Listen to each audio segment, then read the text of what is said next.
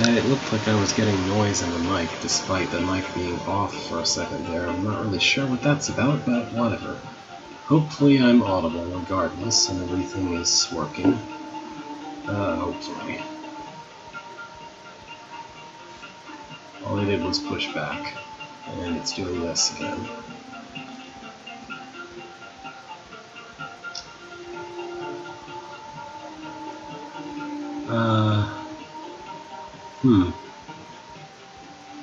So, directly above where my cursor is, there's a dot. And because I can cover it with the sword cursor, I can tell that it's not a dot on my screen. That's a dot in the graphics of the game. I've never noticed that dot before. Is that a bug?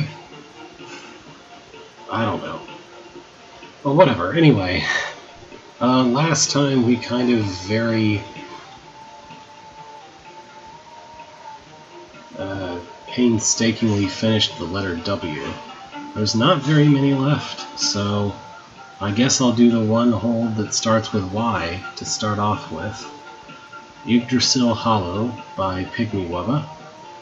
There would be a story here, but it would only be an excuse story, and what's no apostrophe the point of that? Okay. Very self-aware. We get a cutscene of Vithra walking in, though.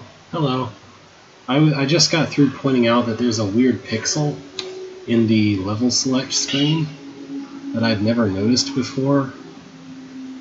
I don't know if you just got here after I said that. Yep.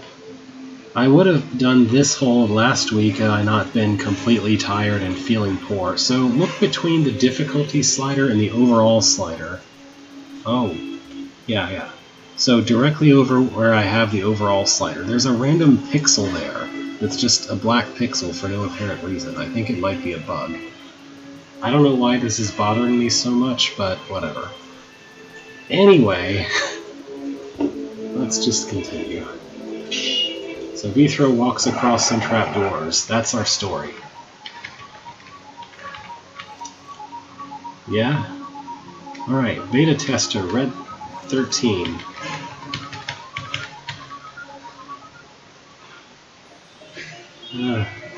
I guess we'll find out. Speed Potion, Caber, Goblins, Rock Golem. Alright, what is going on with these buttons? So these buttons let roaches out, that's cool. And there's somewhere where I need to put two things on buttons, which need to go in front of me, so presumably... Well, I've got a caber, so I can push pretty much anything on those buttons. Yeah. It doesn't seem like I need anything specific, so I guess I'll just get rid of this golem and maybe kill off one of these goblins. I don't know, I must be misreading the room because there's no way it's this easy. Right? I mean, I have a speed potion. I have a speed potion and a pushing weapon, so I can put things wherever I want. Yeah, okay, see. You can't actually... Alright. So I didn't see that those were on force arrows. This one's not on a force arrow, though, so it can walk out if I'm standing up here. Alright, so we have three things to juggle around, and we need to arrange them in such a way that... to be fair, there are kind of graphics for the force arrow. I don't know, this one's really hard to see.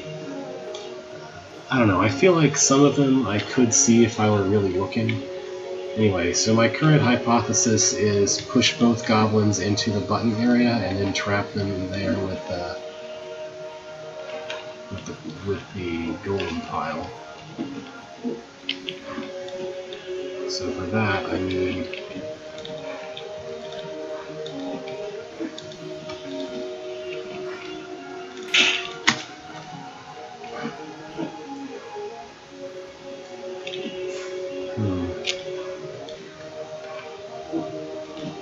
Yeah, it's also... I feel like sometimes when it's really not obvious, it might be up to the architect to do something to let the player know that's what's going on. I mean, a scroll can be really helpful sometimes just to let you know what's going on. Or there was one room in What the Hey where I had like a whole lot, where I had a stalwart walking across a line of force arrows, and since, you know, he could possibly cover up the force arrow he was underneath, he was on top of, I put a copy of the sequence of force arrows below him so you could see what they all were at all times. Okay, this idea doesn't seem to be working. But there has to be some way to keep the golem. Maybe I need a live golem somehow. I guess that's possible. Actually, couldn't I just leave the golem in there? He won't move much, right? Well, no, I'm going to be diagonally away from him, so he will probably move.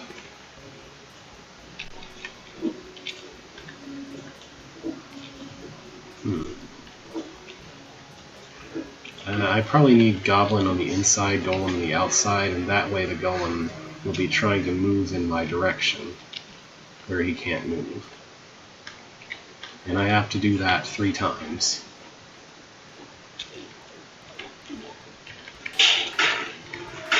And I don't know why I wouldn't be able to use the Golem for one of the last 2 buttons, though. So maybe I can kill 1 goblin and only deal with 1 goblin. It's hard to tell for sure, but that seems possible.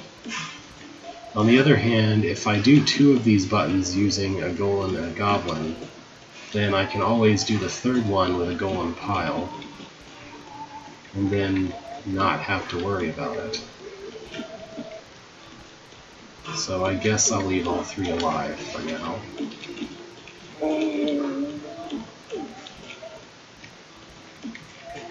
Also, hi.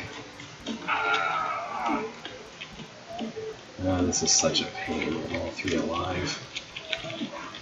Would you get in there and stay for like a minute? No, I said stay, not whatever that is. I need the golem closer to me, but not either of the goblins closer to me.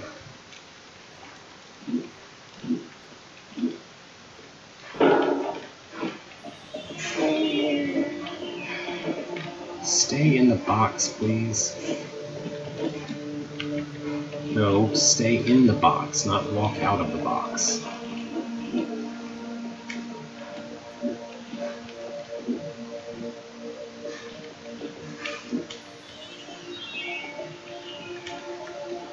There.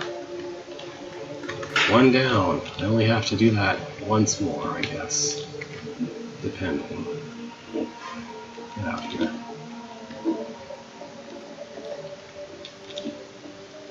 So...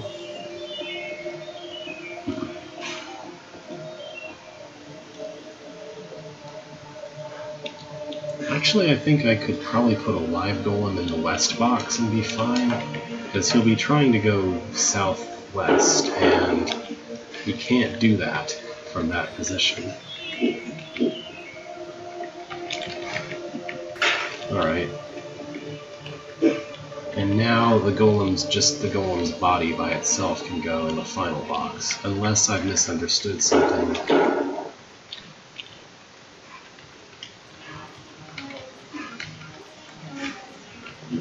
Because I think I can just put the 2 goblins on those 2 buttons that remain, and I don't seem to need the golem for anything else. Get on the arrow.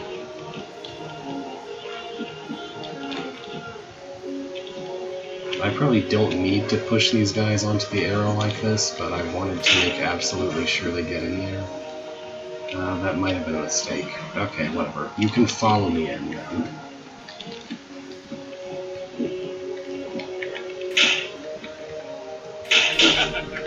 Alright, that was our introduction. And we're not having much in the way of freedom to move with this level, I guess. So what is all this? It doesn't look like there's anything too special going on. I mean, yeah, there's some kind of limited movement imposed with these golems. You want to not let them step out far enough to blow up this, to not be able to reach this explosive. But it doesn't look like I need to do anything special with the rattlesnake or with the eyes or with anything out in this outer area except for not cross the lines too much. This is fundamentally a horde with some tricks, I think. So I'm gonna get rid of the rattlesnake first because that's my preference. Alright, so here's where I need to be careful with that golem. So I guess I want to move him 2 tiles and then make him stop, basically. And do not...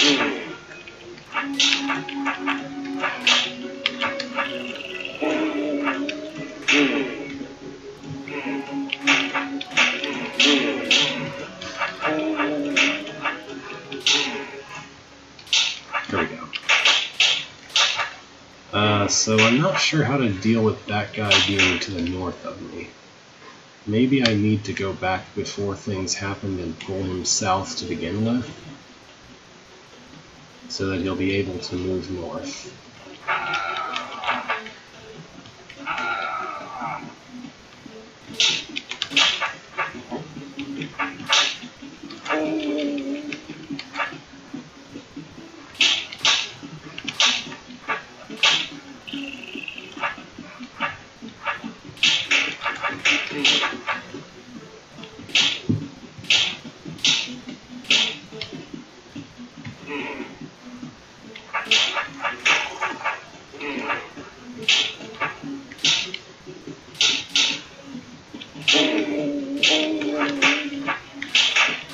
Yeah, let's make that goblin as easy as we possibly can.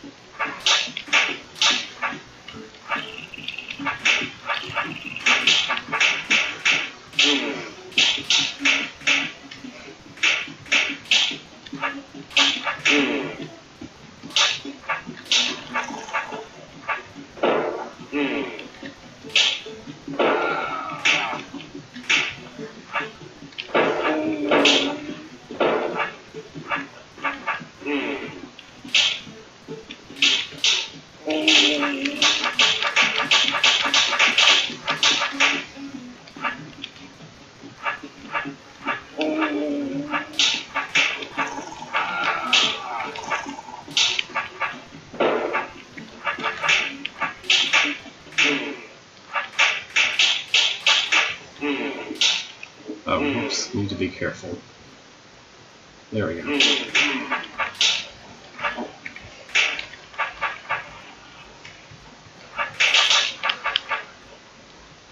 Alright, and now those 2 can die. Hooray!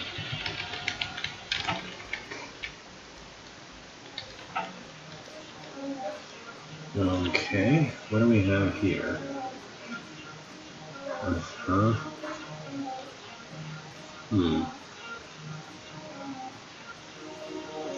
Yeah, what? Alright, so this forces those back into the position they're in right now. And somehow I'm supposed to make something repeatedly hit these. Which doesn't really seem like a thing that I'd be able to do.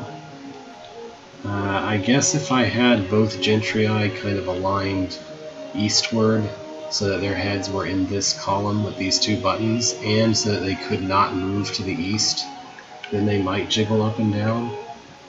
So that being the case, I guess I need to make an east wall against these 2 buttons.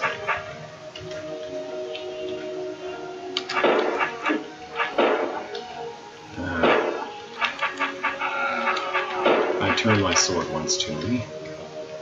I really want you to go to a very specific location, like that.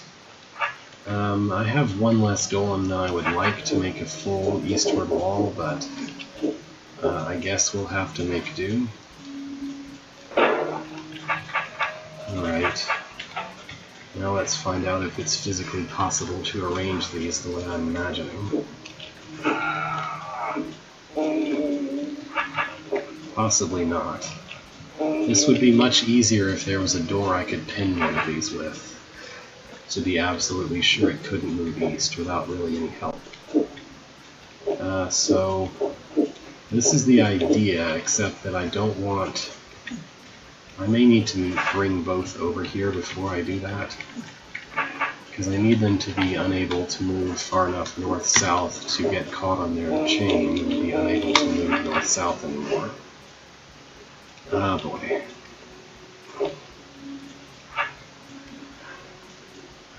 I might, because it... So the problem that I think I semi-demonstrated a moment ago is that if I try to use just one, then he's going to move north far enough for his chain to be behind his head. That is, south of his head while he's facing north, or north while he's facing south. So he won't actually be able to hit both buttons for me. Because I need to toggle these things many times, not just once. Like, each of these buttons needs to be toggled like 3 times. If I only needed these guys to push the buttons one time, that would be a different story. Okay. Your positioning is really unhelpful to manipulating the other guy.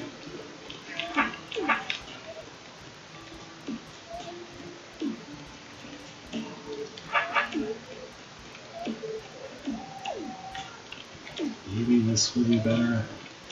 I'm not convinced this is any better. This might be worse.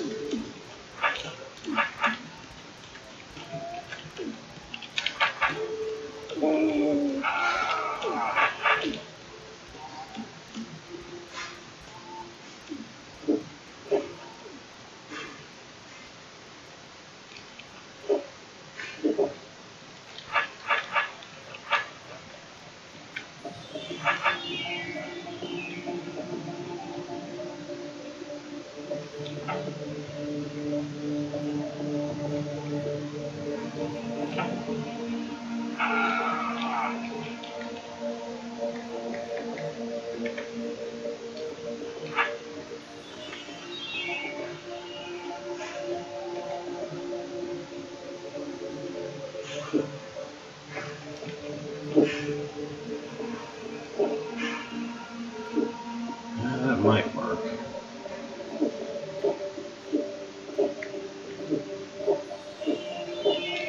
Yeah, okay, that works. I can't help the feeling that maybe it was intended to use 2 Gentrii. Well, okay. I can't have that guy there. So let's do the same thing, except not that exactly. So I put you here. No. I put you here. And then you sit there somewhere. Just not next to my exit. Ah, what a disaster.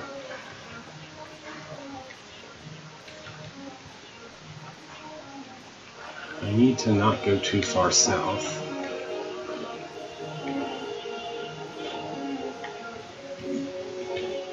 That's possibly better.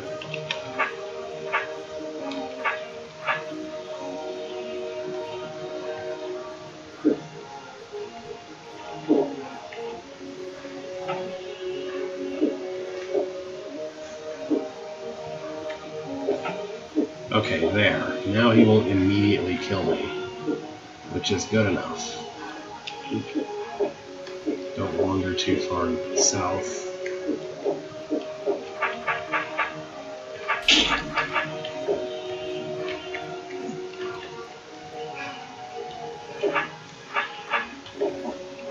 might actually want to tangle that guy a little bit. Yeah, okay, let's arrange things like that. Everybody face north and not look at me. Alright. 255 turns. Speed potion and a Wraithwing and tar stuff business. Alright. So before it's too late, I have to put a decoy on this bomb somewhere. I have access to a tunnel. I guess I need to get rid of this gel. And there's Wraithwing. Okay. Guess I have no choice but to make this gel grow.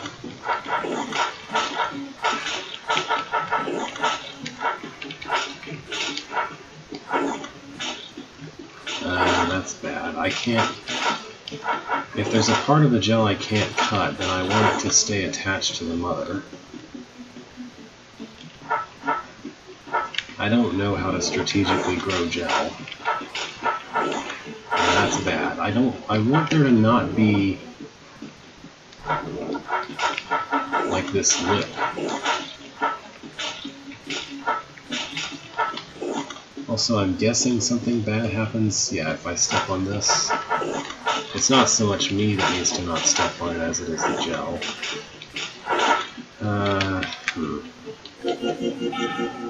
I don't really know what the best positioning for this is.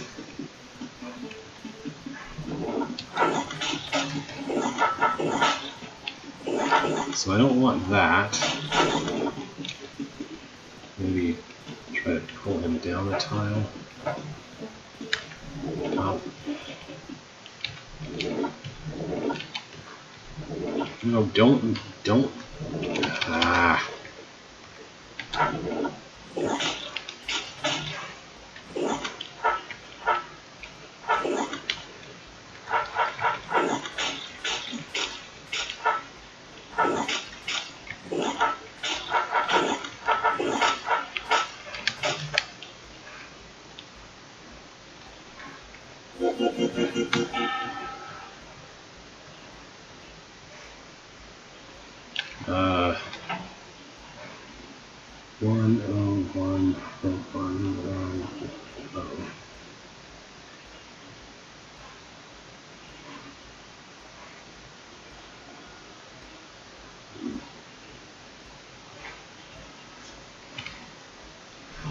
I think those are two different. Those would be two different parodies on checkerboard.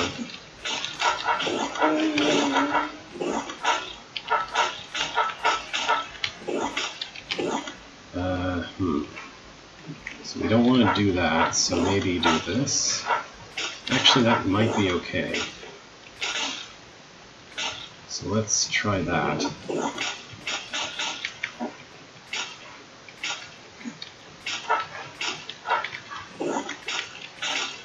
Does cutting gel destroy the tar destroy the gel? Yes, okay, perfect. I don't even need but 2 spawns. I should probably get rid of you, blow you up, boom, and all done. Hooray, 2 spawns.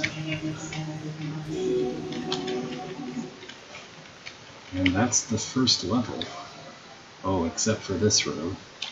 This room has a tar timer, something that toggles things over here, and something that closes the way. What?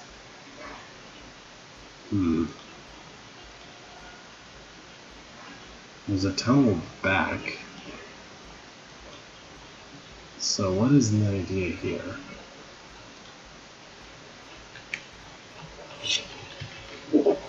I guess I should try to make it so that tar babies spawn, but not any more tar with this mirror. Because it looks like what I want is for the tar to repeatedly toggle things in there. Because I need this just to be open, so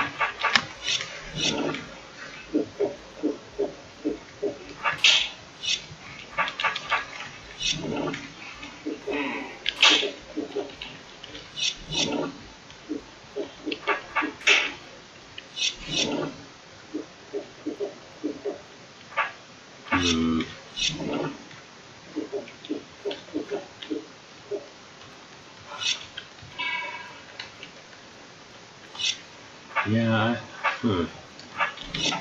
So I can't just put something on the button because I need to be able to I'm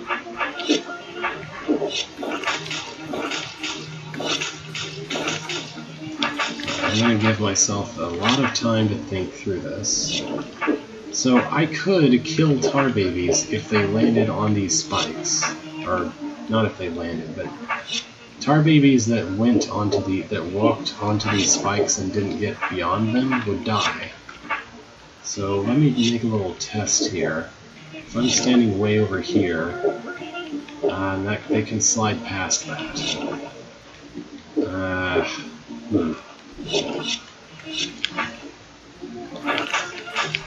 Give me another spawn to think of this.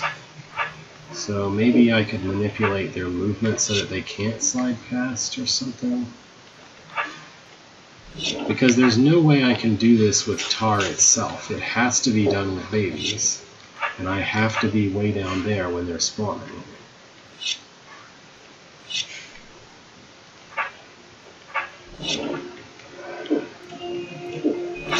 I guess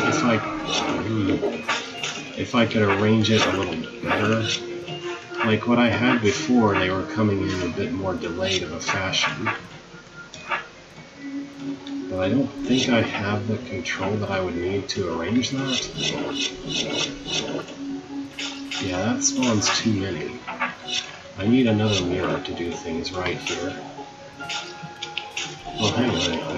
If things were like this, and I went down here, then they would get stuck properly, but the tar stuff would grow in a way that's not helpful. So maybe this would work, but it has a limited number of spawns that I can make useful.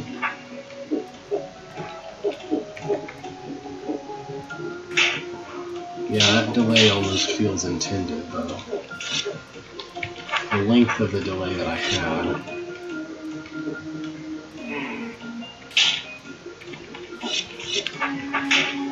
So now I just need one more spawn to let me in, to let me back out again. Or I guess two, maybe? Alright. So the trick was to not look for a steady state that I could maintain eternally, but to have something unstable that still makes babies the way I need it to, and doesn't let them out. There's no black door, I just want to get rid of the mother and then figure a path out to the exit. Alright then. Honestly, I would have found it much more satisfying if the solution required me to make a steady solution that worked forever. But that was still interesting.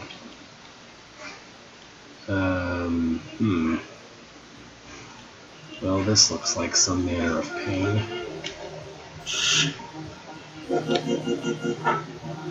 You'd think that when you were in the forest you'd already be encountering the World Tree, but I guess not.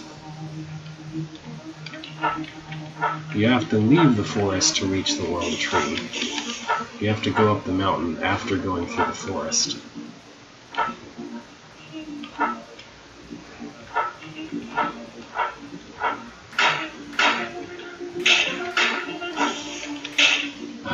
Come on.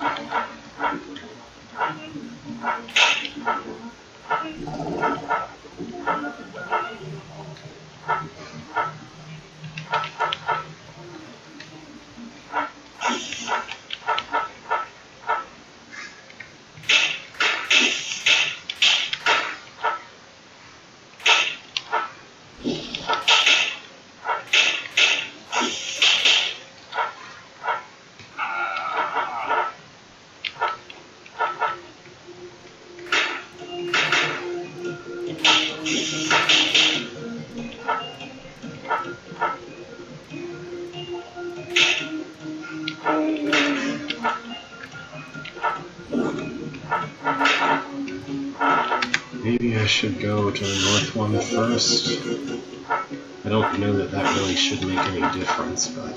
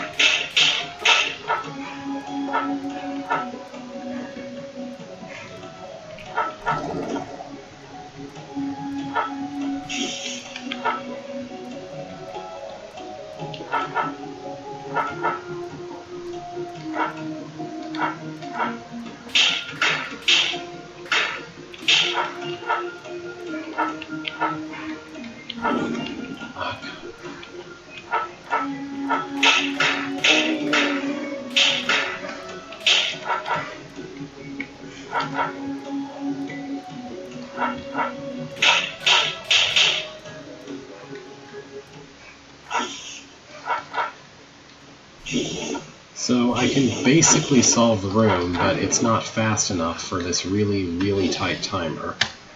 Okay.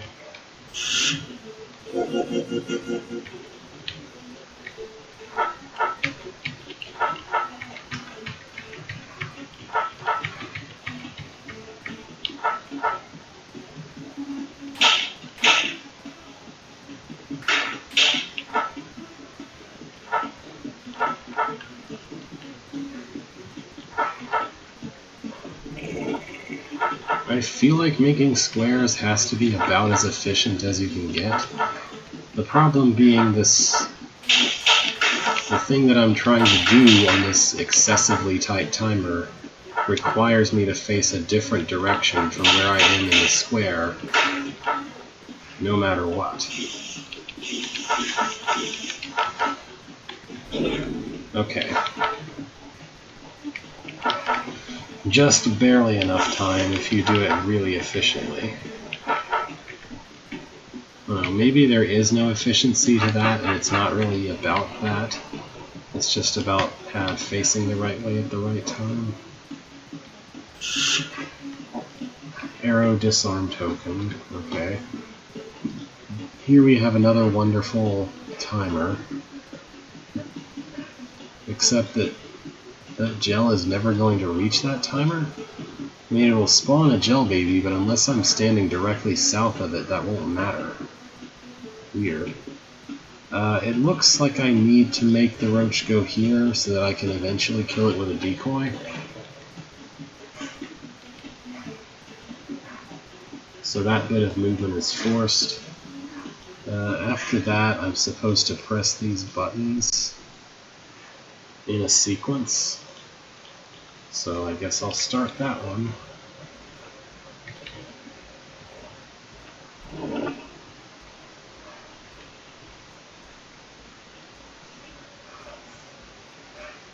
Okay, that makes sense. So I need to start this a little differently, actually. What I need to do is guide all of the seep far away from that, like, S-curve place where the button that I'm trying to press is. Unfortunately, there's one, like, right next to it on the other side that makes that impossible.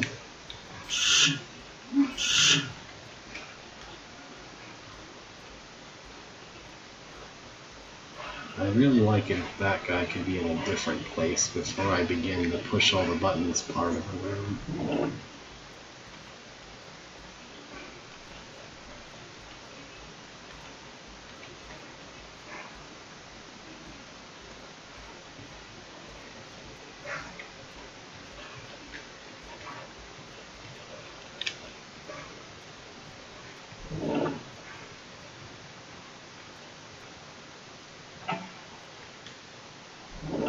I don't know, I feel like I don't have any choice but to do a lot of waiting around to make something safe to reach.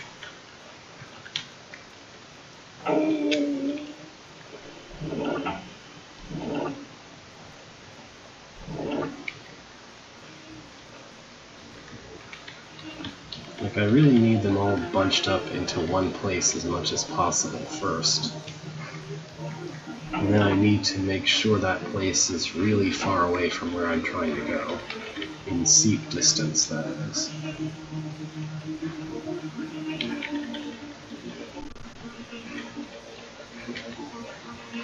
Do I have to kill seep carefully by posing buttons in the right way? I sure hope not. So, what is with the weird gel timer, though? It doesn't make any sense. Like, if I blow up the bomb, then the gel baby that spawns is gonna die. So maybe that's a false, it's like a weird red herring timer, which doesn't really make any sense, but okay.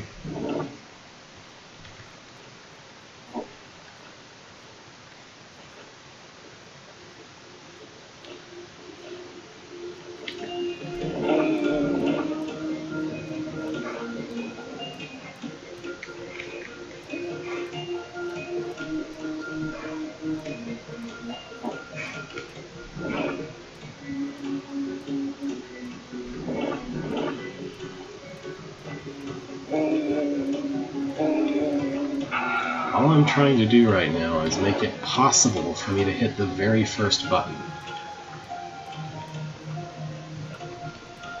Although it wouldn't hurt, of course, if that also made it easier or possible to hit the other buttons. So ideally I just want all of the seep to be on the west side of the room over here. So really, really seep far away from the button I'm trying to push.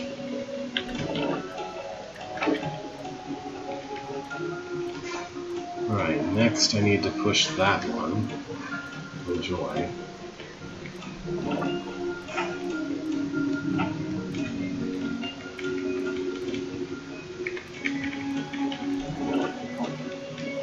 Yeah, that's a red herring. Why is there a red herring timer? Like, that will die to the bombs.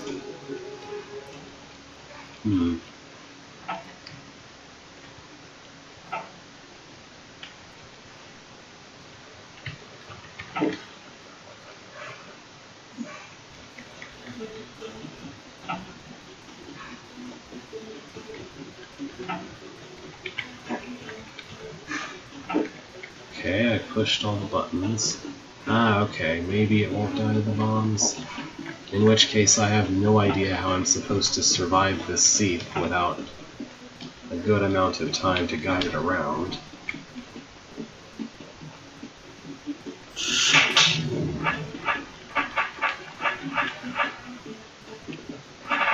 You probably don't want to kill the brain yet. Not that it matters, but...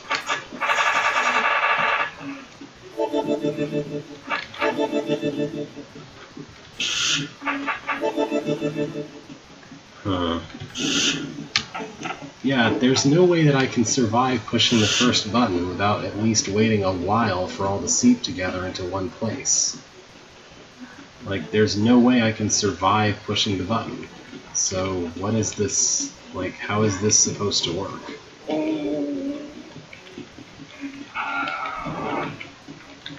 This is me going to the button as quickly as I can, and there is already too much seep close to it. So my only choice for surviving all that seep is to stand around outside of the box for a while until they do something, until they actually get somewhere that's survivable for me. And I guess I can wait less time than I did before, but this isn't really a matter of efficiency.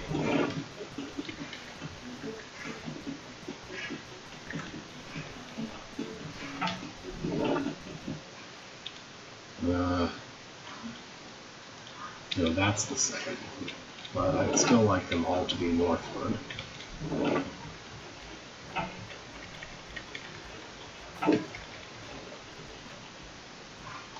And that's not the last, that's the last one.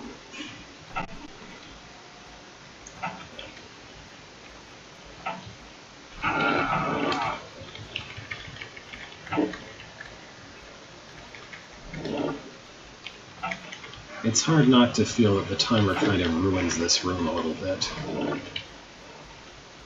Okay, I see. The timer is actually nicer than it looks because the same door that makes the timer an enforcement mechanism also prevents the timer from doing anything after you hit the 4th button, so okay. Fair enough.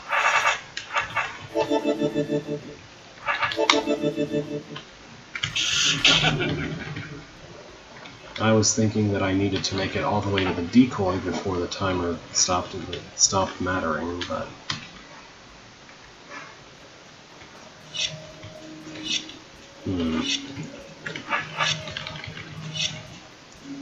So, there's a thing of some sort going on here. Oh. Is this Timer's Mountain? Is this the Mountain of Timers? Because it sure feels like it.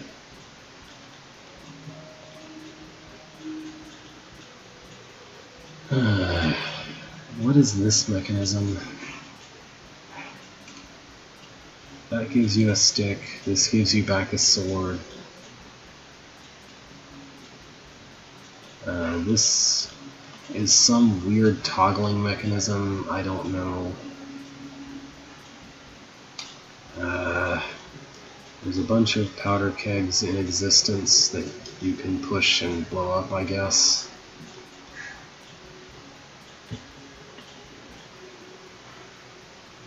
Okay. And there's just random spikes placed around.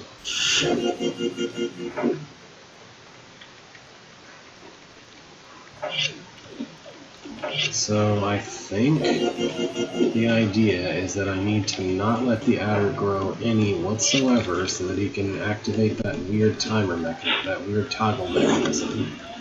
I need to shove every single gel baby that spawns from the explosions into one of the 4 spikes. I need to also do everything really ridiculously fast. Oh, and I need to survive too. That's kind of important.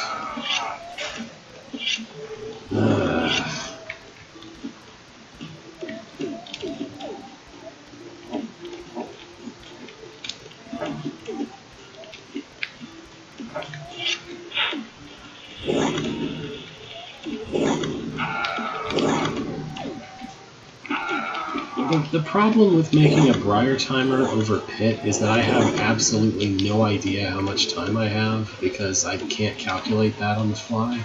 Like, if you put a Briar timer that has no Pit involved in its construction whatsoever, then it's really clear to the player exactly how much time they have. You see how many tiles there are left? That's how much time you have. But when you put it over a Pit, it's impossible to tell. It's just, oh, you have some length of time, I guess. I mean, yeah, it's more efficient on architecture space, but it's a lot harder to comprehend.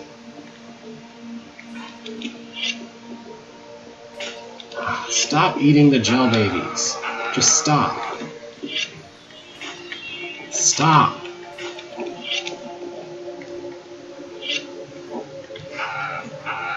I hate adder manipulation.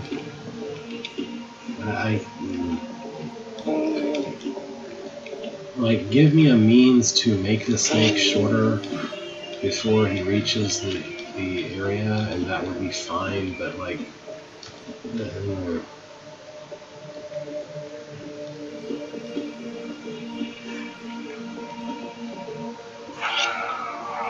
what is now?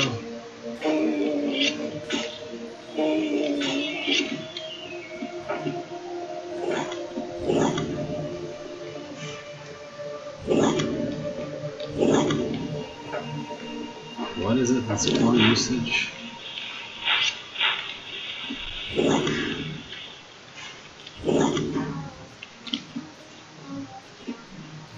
Oh.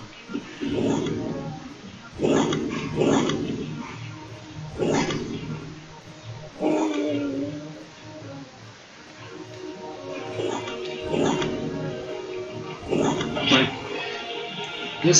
this is such a gigantic pain because not only do I have to keep the adder from eating me, keep the adder alive, keep the adder from eating any gel babies, I also have to keep him from eating the gel itself on any of the corners or sides.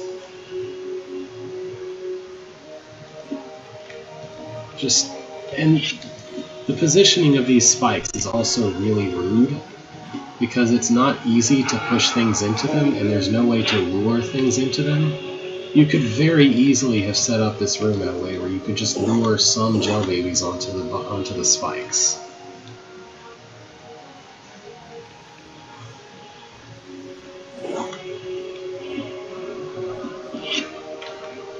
And still not have the spikes be accessible to the adder. Like, there's no reason that the spikes have to be so hard to get things onto. There's no real reason they have to be spikes. They could be fire traps. This was built in TSS. Those could have been fire traps, and that would improve this room significantly. Because then I don't have to wait around for it to be clear before I can put another gel baby on it.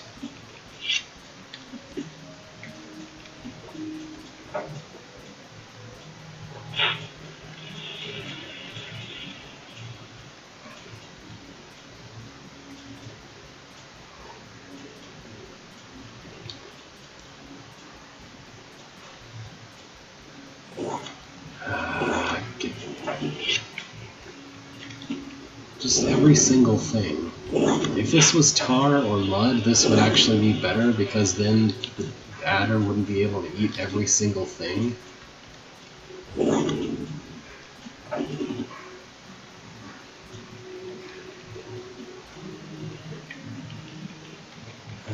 Maybe...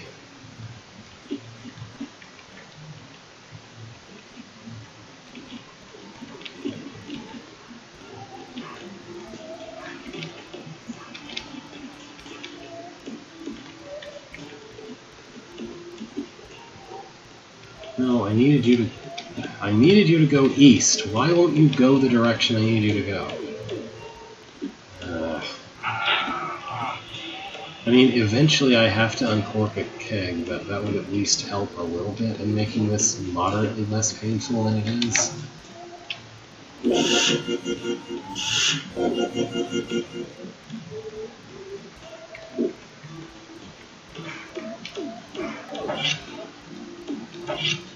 I feel like the adder doesn't add anything to this room, ironically.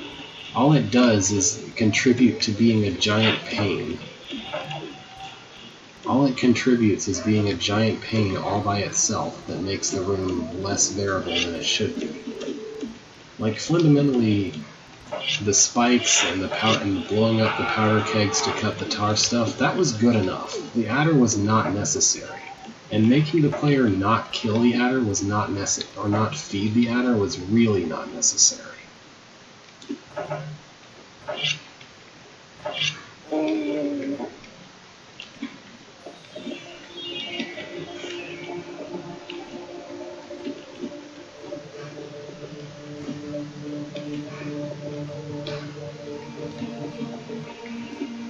It feels like it will take forever to get the adder anywhere useful. To trap the adder anywhere useful, and I'd be better off spending my time arranging the powder kegs to where they actually need to go at the end. I don't know. Maybe I'm just supposed to chain the explosions quickly enough that the adder doesn't become such a problem or something. I don't know. Well, I guess I can kill the adder, but that's kind of a not to do.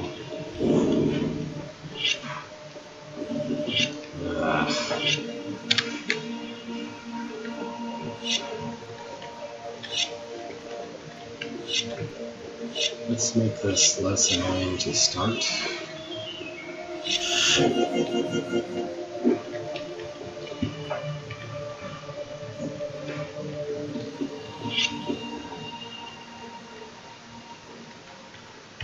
Thank you.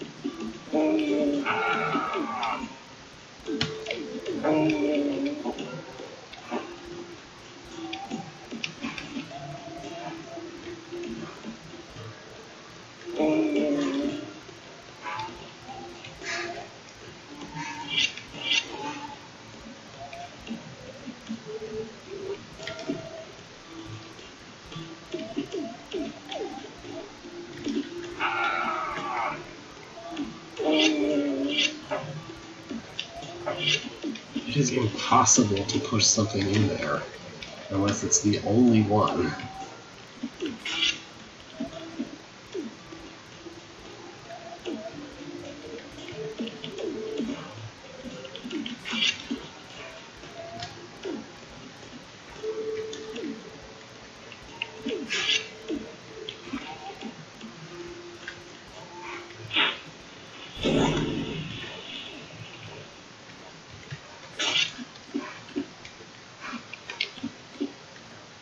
Alright, I think I'm allowed to just pull the adder in with me and walk out after. That's the impression I get. Yeah.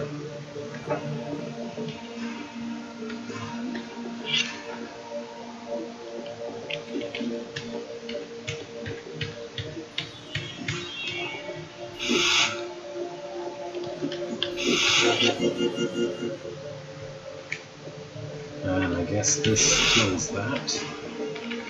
Oh, okay. That was a bit painful. What do we have here? Oh. This is moving fluff in such a way that it forms a wall for a snake, but for some reason the snake starts out harassing the player trying to manipulate the fluff, because we can't just have the player arrange something without something constantly harassing him. Oh. At least there's no timer in this room, I guess. Actually, how am I supposed to drop a trapdoor in this room? Oh wait, no, I go all the way in and all the way back out.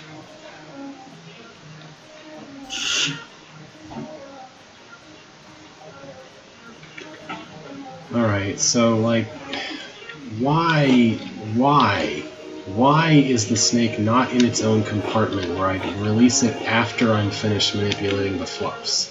Why? Why would you ever design it that way? Why do I have to deal with the snake while I'm trying to push the wall into place for the snake to go into?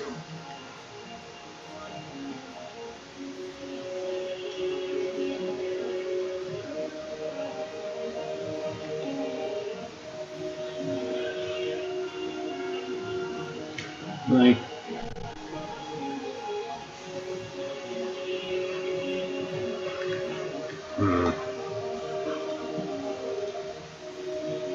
No, see, the snake needs to push this button repeatedly.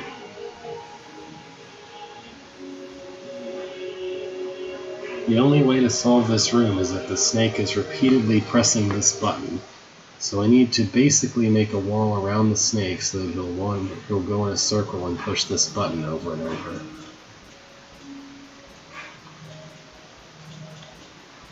I don't know. Yeah, oh, I see what you mean. Yeah, you do have to kill the snake in the end. And also, needing to make a structure with this, with fluff, it basically, in my opinion, it's basically mandatory to give the player both a stick and a speed potion for this kind of manipulation. Because, yes, they don't move very often, but they move often enough to spoil your plans, even with a speed potion, even with pushing them all the time.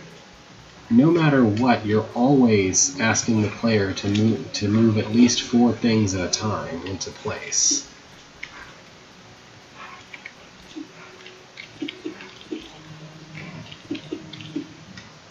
And babysitting the snake at the same time isn't terribly pleasant, but at least I don't think I need to care how long the snake is, so it can shorten itself. Anyway.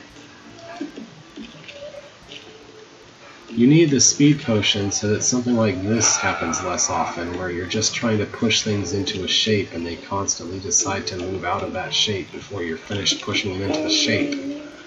Because they move every 5 turns, and it takes more than 5 turns to produce the desired shape, most of the time. Ugh.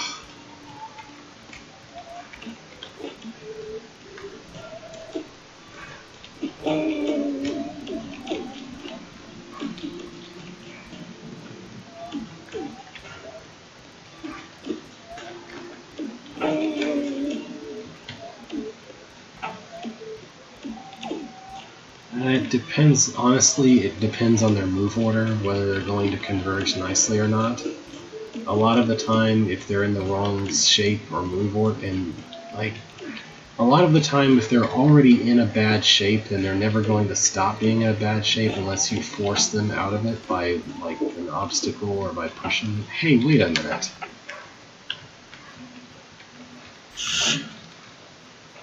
I'm sorry, I just noticed something that makes this room a little less of a pain. Okay, yeah, fine. Fair enough. Also, I need to do this less sloppy. Okay, this is better. I don't care. There's no dead ends over there. The snake will become smaller, but it won't die. This is a lot more reasonable, even though I still would like to have a speed potion. This at least seems possible. Alright. Yeah, I stepped on that. I didn't really... This is what I mean by move order. In the other move order, where the northwest one went first, they would have immediately gone into the right shape, but they didn't because it's the wrong move order. Anyway. At this point, right, I want to make a... One trick I've learned just from building rooms where you need to do something like this, because I built a few, is you can actually build an L shape and then cut off its corner to save a single tile of fluff. I don't know if that's good enough, though. I don't feel like I have enough wall to build at this point. But maybe I misunderstand something about what manner of wall was intended by the architect.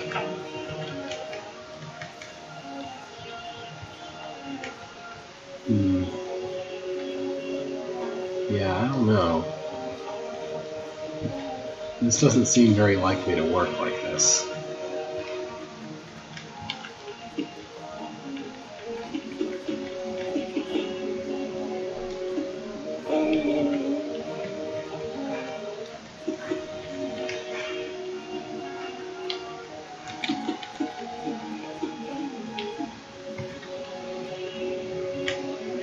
Yeah, I need more wall in this to guarantee that the snake will behave. Like a lot more.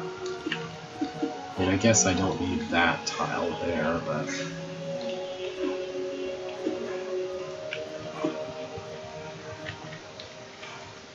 Alright. I guess I'll give this a try. Hello? Come this way. I'm over here. I'm over here. Come this way. Thank you.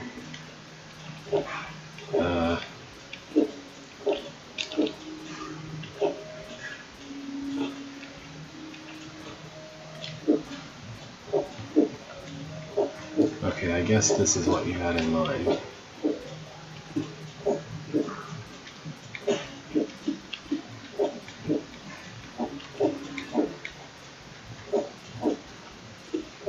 Just imagine if there was a Half randomly in this room that didn't actually do anything, and every time I bumped these doors it was Beethro going, Half, open the Half, Half, Half, open the Half, Half. I can't.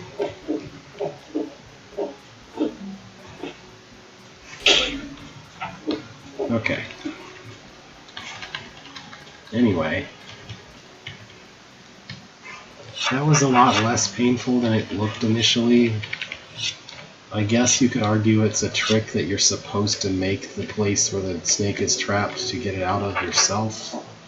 Oh, that's how you go. Also, rude wall placement here. You can't go north even though it looks like you can because there's a wall in here. That's an editor error. That's something that will display as an error in the editor.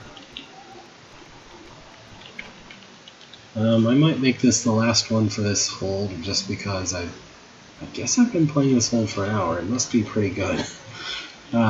So the briars explode all of the fire traps. There's more fire traps here. There's a Wubba for some reason. I don't know.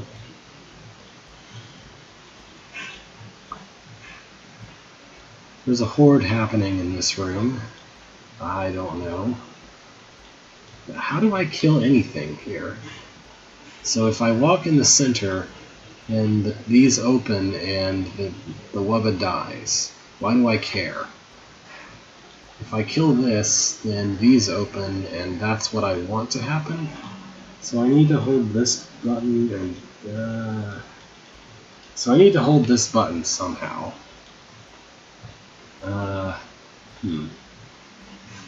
Alright, well, if I only stand in this column for one turn at a time, then in theory, the Wubba won't immediately die. Oh, but I have to go close that in between. Okay, so this is a Wubba production machine with extra weirdness to it. So in addition to everything else, the arrangement of things up here dictates what side I'm allowed to be on when I come off of the Wubba production machine. And it doesn't matter that roaches are capable of pushing a button because they can't attract a roach for the Wubba production machine. But the hot tiles are actually kind of helpful, so that's nice.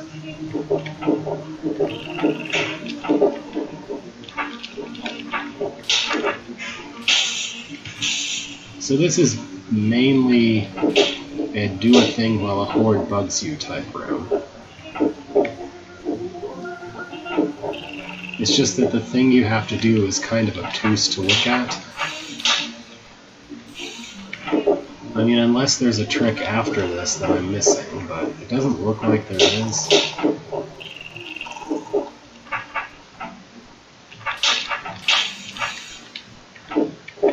The And honestly, the Horde is unusually kind because most of the roaches just tend to die anyway. Oh wait, I need to exit this side.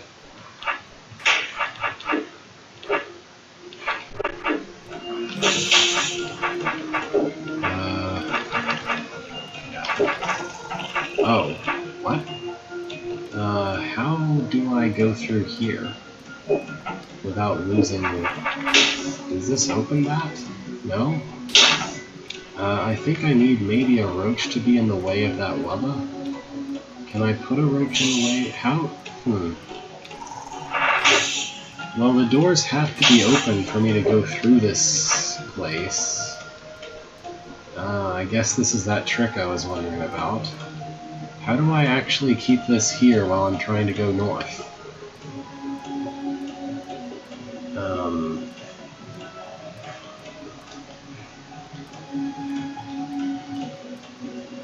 So this shape must be intended to do this to me, but I don't see what I can do about it. Like, I don't have any other option than to go in there myself. The lava has to be standing there for me to walk inside. Maybe I'm overthinking it and the roach is supposed to let me back out again? I don't know. I'm feeling like I missed something and I don't know what it is. But there seems to be a certain degree of roach flooding that might work here. I don't know. Maybe not. You can semi-roach flood to get in there, to get a parkway out there, but... Why is there not anything that helps me stop the lava there? I think I sort of tried that, but the problem is that the lava moves too soon. Yeah, that. If I try to do that, the lava moves out before the roach can get in its way. Because the lava will always move faster than the spawned roach.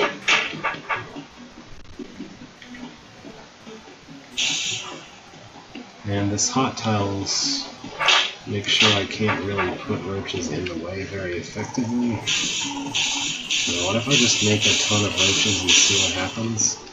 Most of them die. Okay. So what am I missing then?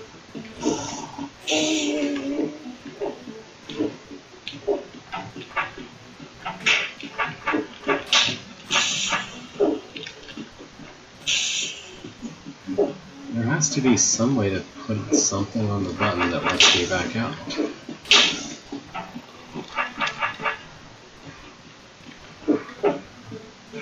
I mean, I can do this, and that'll hold it down for a few turns. Maybe I just need more roaches, and it'll hold it long enough to survive out of here? Okay, I was too impatient on my way coming out, so that's what it is.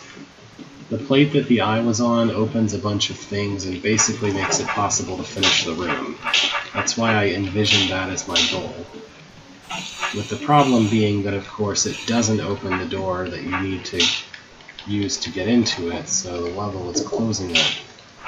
But the solution turned out to be a fairly simple roach flooding strategy. I was just not flooding at the right time. Or not flooding enough at the right time. Anyway. Okay, that's a thing. As I said, I need to move forward, just so that I'm not on this hold forever today.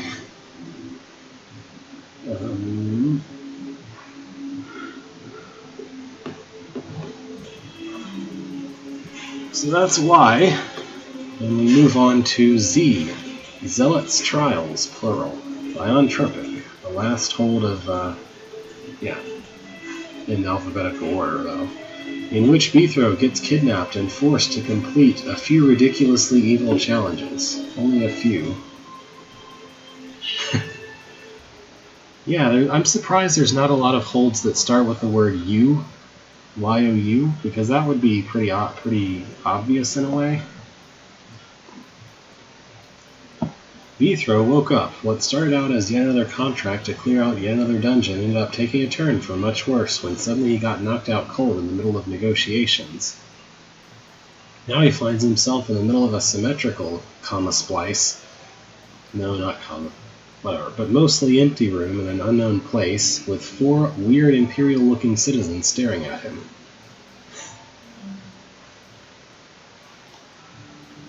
Okay. Oh, he's awake at last. Very good, I was starting to think we hit him too hard. Who the heck are you, and what's going on?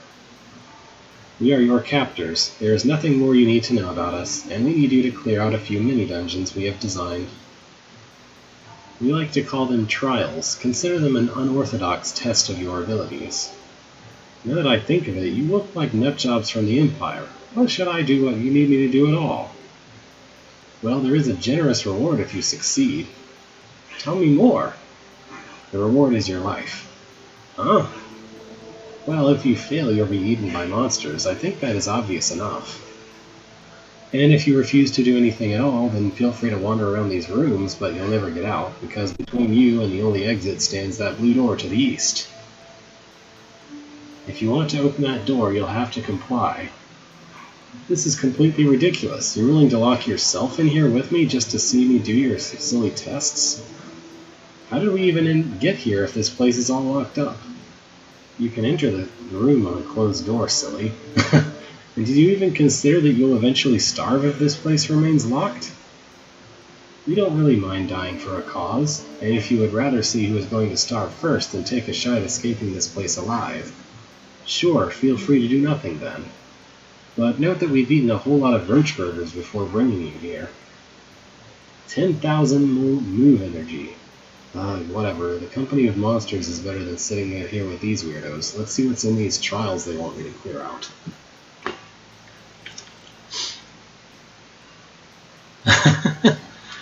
Okay. Thanks to the following players for taking a look at this hold and testing it during architecture process. Kituyu Boy Blue. Also thanks to Rapskull for feedback during HA review. You can't catch me. Don't waste your time. Can't touch this. You really aren't spending your time productively. You think it would be that easy? Okay, I was just curious what happened if I tried to go stab them. Also, I should probably hit the Conquer token here. Anyway. I guess the room's on a different level. You have smitten countless monsters, Delver, but can one man truly defeat an army? We're about to find out, I suppose. Come here and you'll find that out yourself right now.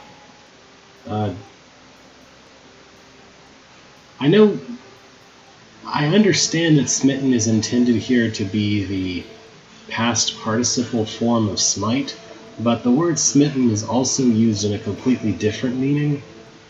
I don't know. But then it's an adjective then, so I guess that doesn't really apply. Anyway.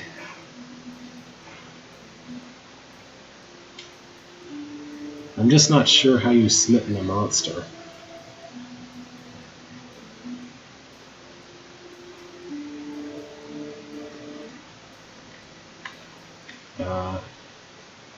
Speed becomes the definition of one-man army. Okay.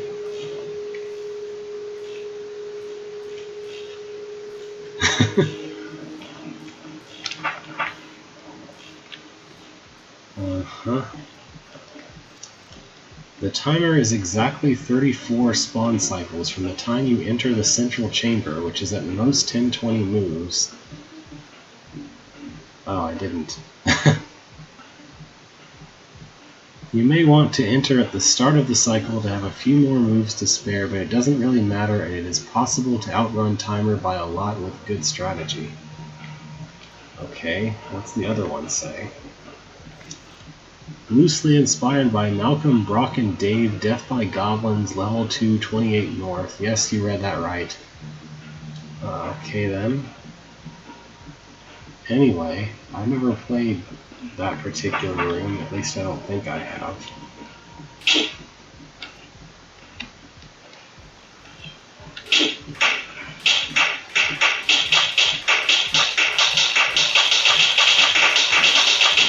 Alright, so So these are all queens. I couldn't tell from the outside that those are all queens, but I guess they are.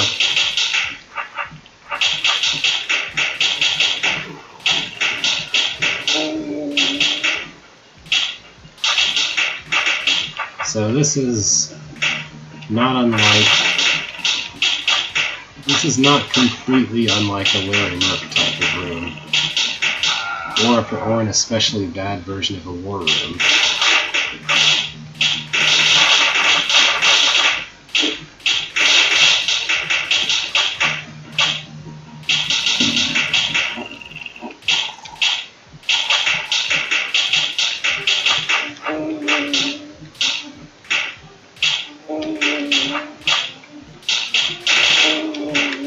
Yeah, I'm not really sure what strategy can work here, honestly.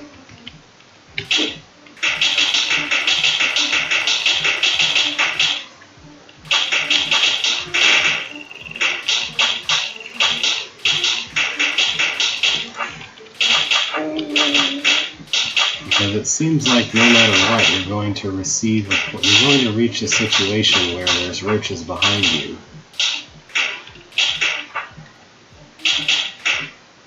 It's fine, I might just give up on this one so I can see other rooms, since at least this is open enough to do that. My best guess is that I should always try to ensure that there's not more than one line of queens, except I'm not really sure how to arrange that. Like, things should, in theory, always be like this when the roaches spawn.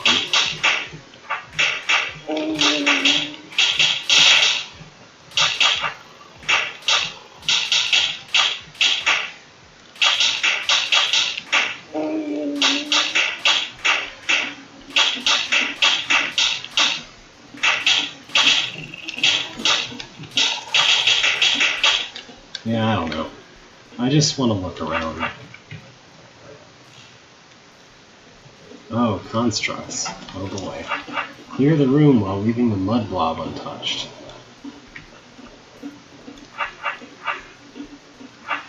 So, what's with all this other things?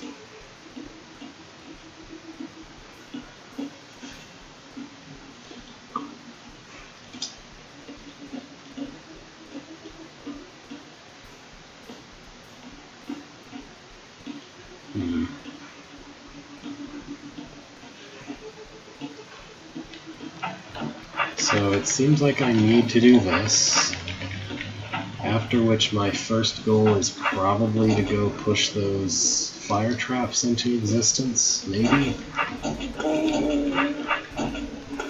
A goal which I must achieve while being chased by an endless horde of constructs, which is definitely more than 30 of them.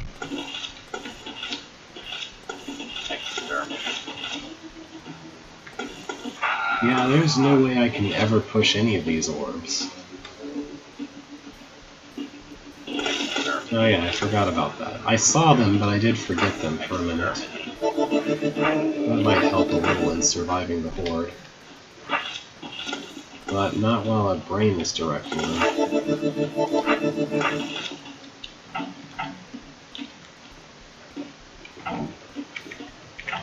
Alright, maybe I should start. I think I did start on this end, but maybe I should make more of an effort to make a run for it.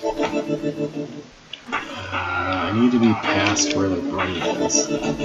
Does going south change anything? Not really.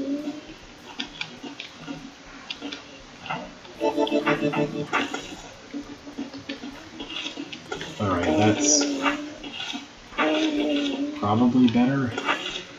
Not sure it's survivable still, but better.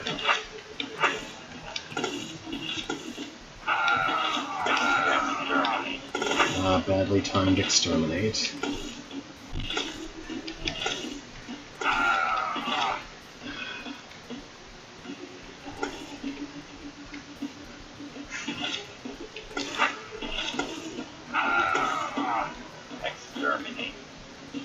Oh nope, I'm near a brain again.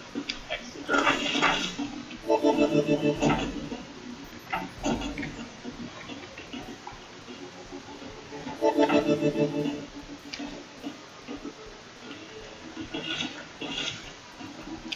I'm facing a bad direction.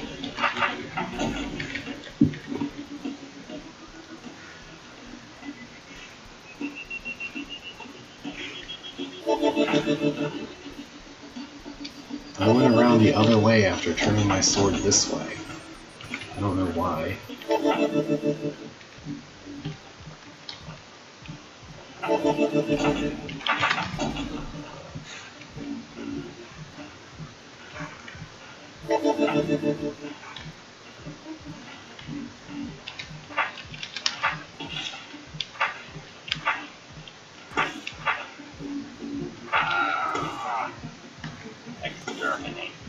Yeah, constructs are just kind of functionally impossible to get off your back unless you can kill them in the right way. Which isn't always possible. Maybe I'm just going to the wrong corner. And I should try the northwest one? I don't know. There's probably no difference really, but...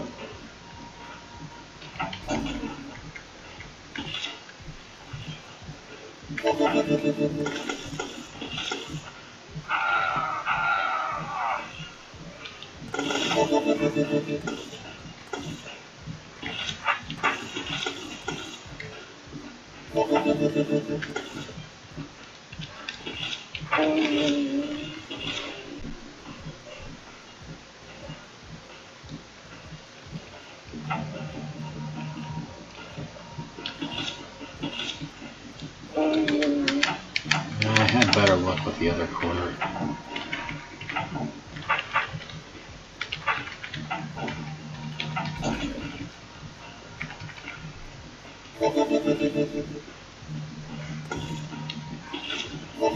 No, I want to face this way.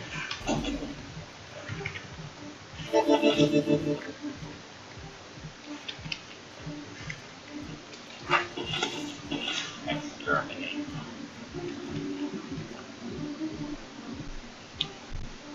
Exterminate.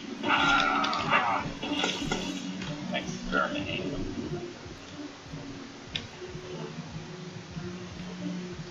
Exterminate. Now why... what are all these doors about? Anyway, I really don't know. I don't expect to really finish this room, if I'm being honest. Like, I'm just wondering if that's possible for me to survive the beginning. Because it sure seems impossible for me.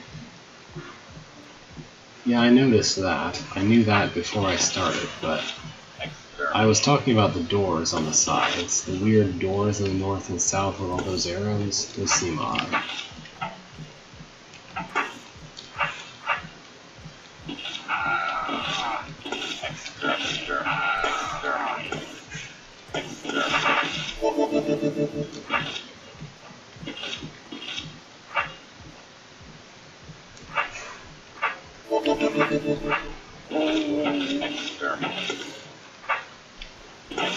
I don't know why I thought that would help.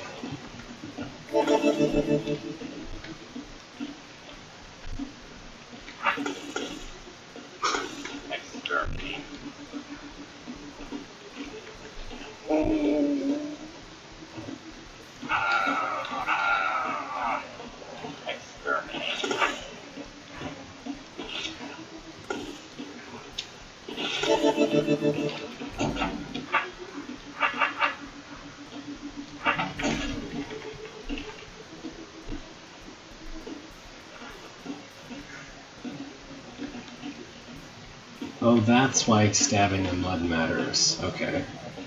I wasn't really sure what it would matter if you stabbed something in the middle of where the constructs was.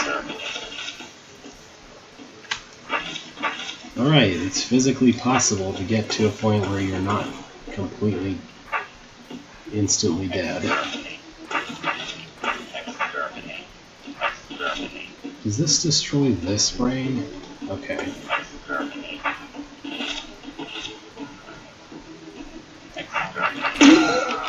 It It's nearly impossible to hit that, though, because you have to face away from everything that's going to be chasing you by the time you get there.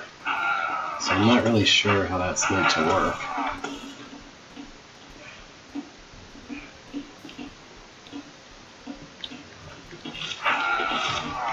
Exterminate. Exterminate.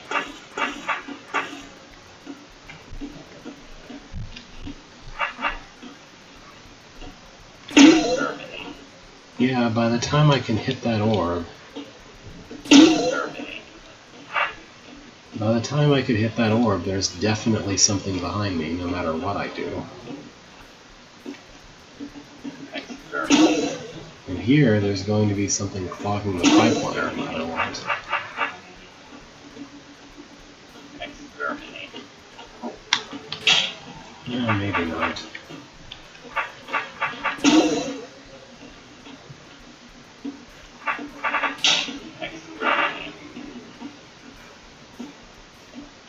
Exterminate.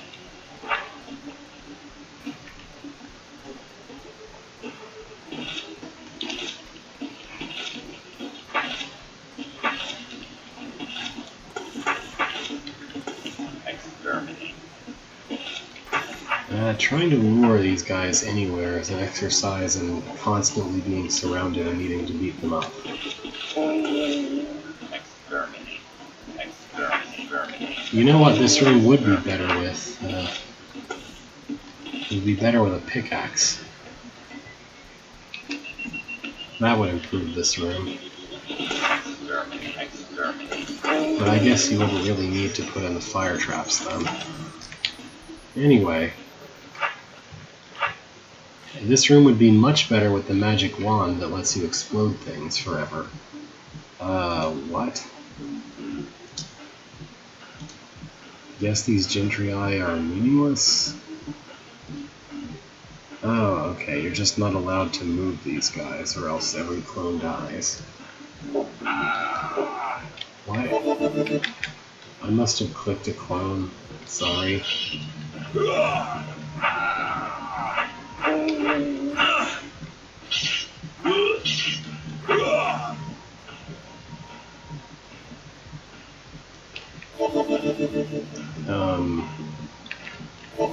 What?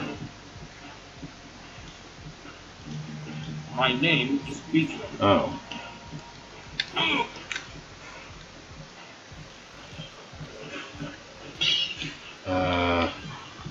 If I can't use the clones on the Roach Horde, then they're basically completely useless in general.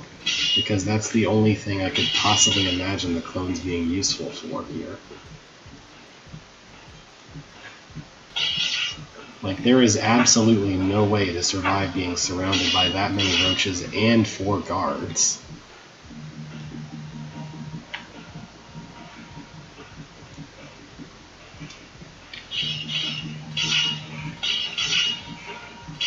Guards won't really help me with that many roaches. Because they're my enemy, they're going to be trying to attack me. They're not really going to help against a bunch of roaches. I don't see any way for them to actually help me much.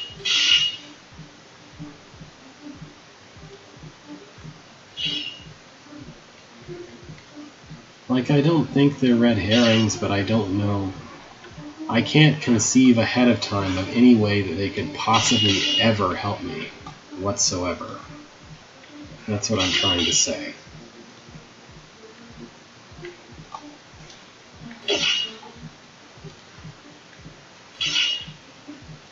Like,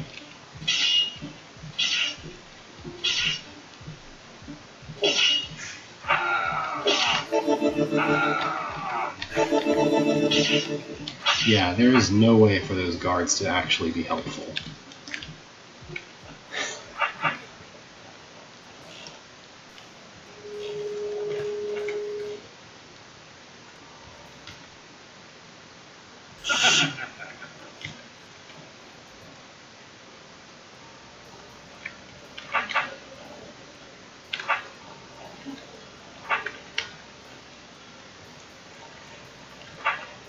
I'm particularly fond of this trial.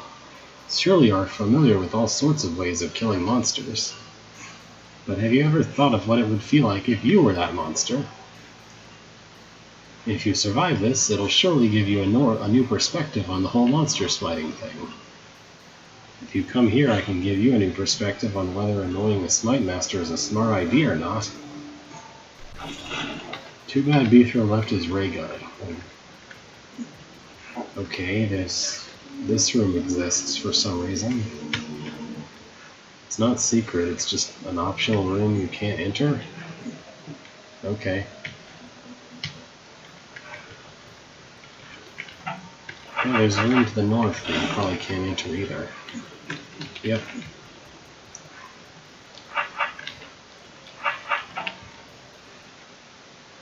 Path of Shapeshifting, in which Beethro learns that sometimes while fighting monsters you become a monster yourself.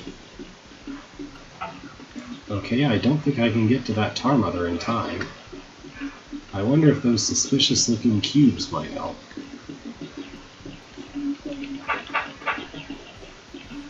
Well, first I have this to contend with. Wub wub wub, so I'm 11 now. This is an interesting turn of events. Monsters seem to ignore me in this form too. So what's the other cube do?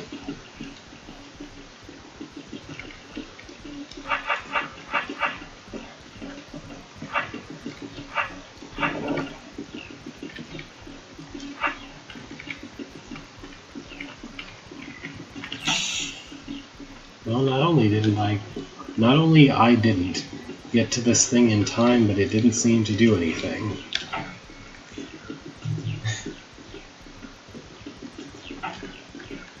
Right.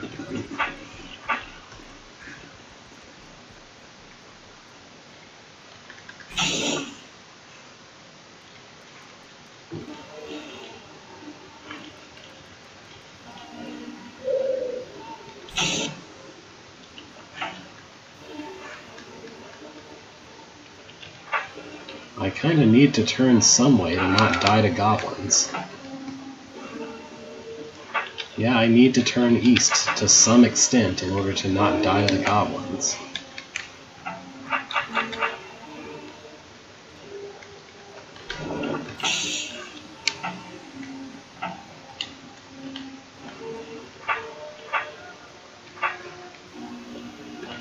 What, bad usage? This is pretty bad timer usage.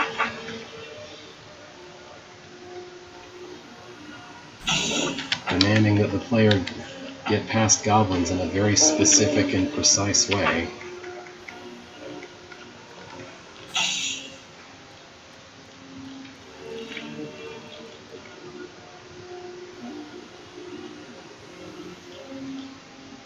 This doesn't seem particularly helpful since I actually need to push these orbs.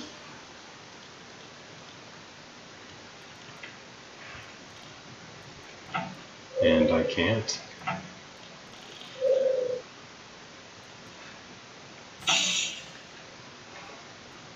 I mean, that's great and all, but that doesn't really help.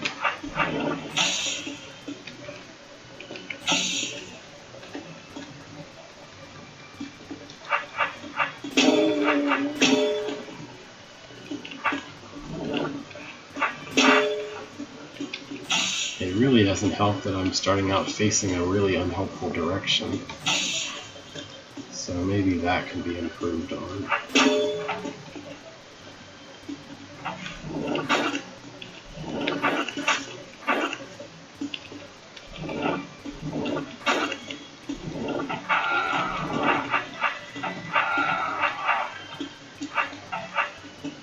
I can't help but feel that this room would be a lot better without the goblins making it a pain to an unnecessary degree.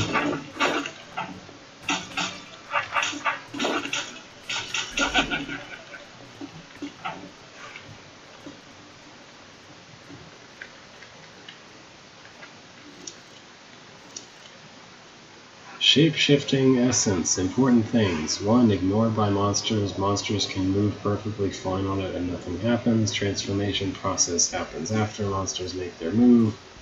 Not push, stab, or drown, or don't try it. can be very weird when time tokens are involved, so there are none in the rooms where shapeshifting essence is present. The transformation only works in this path. If you return to Nexus, you will shapeshift back to your true form, no matter what role you took here.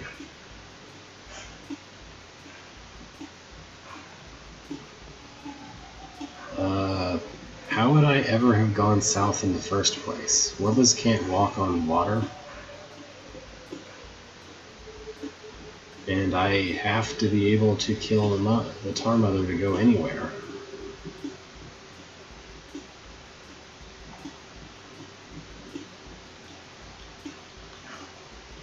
Whatever.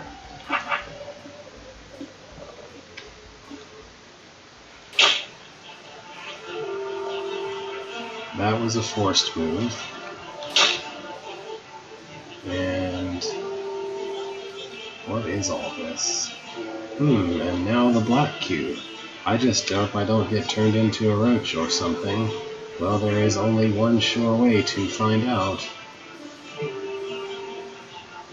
And that is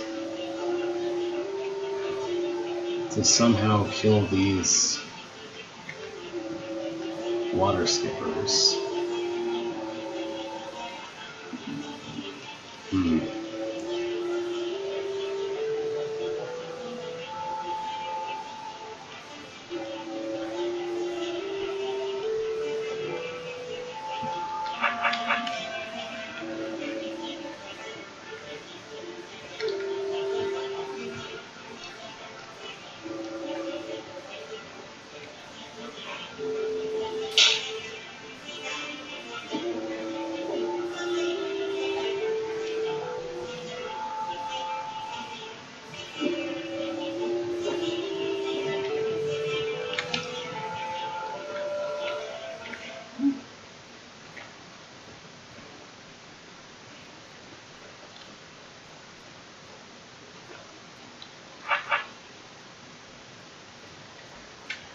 Well, it looks to me like I need to go put the Mimic on that stick token to begin with.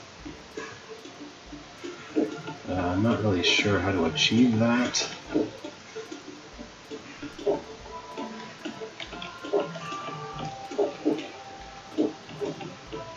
There we go.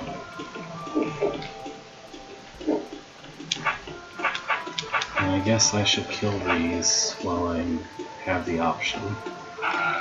Oops, I don't need you, I don't think.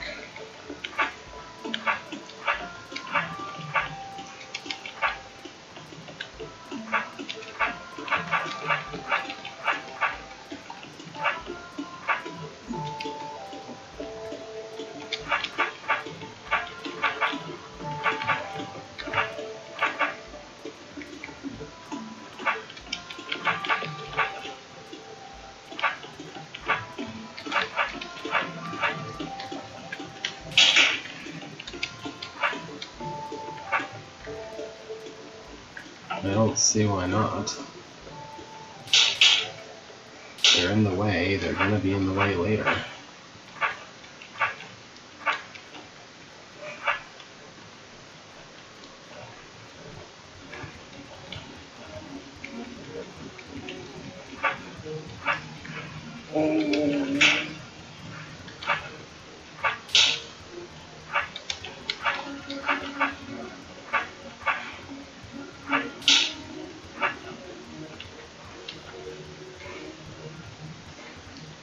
Oh yeah, I need to push something to do this.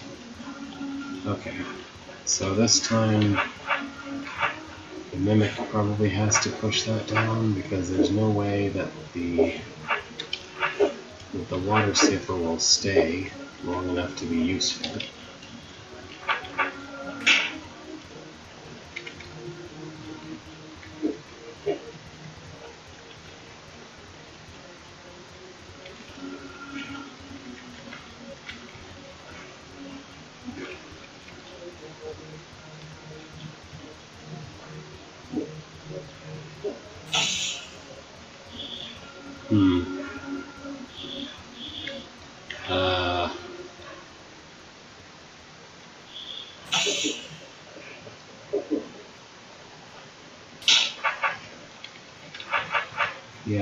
that to stay down.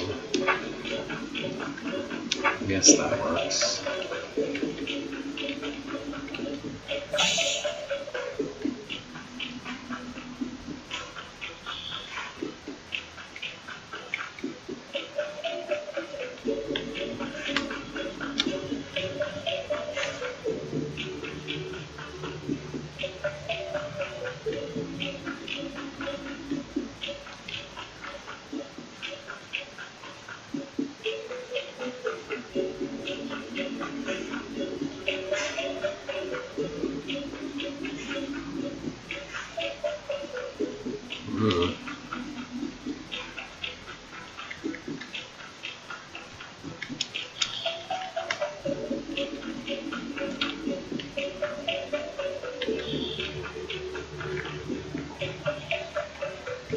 I guess I should go about killing every water skipper in the room at this point, because I don't know what else to do.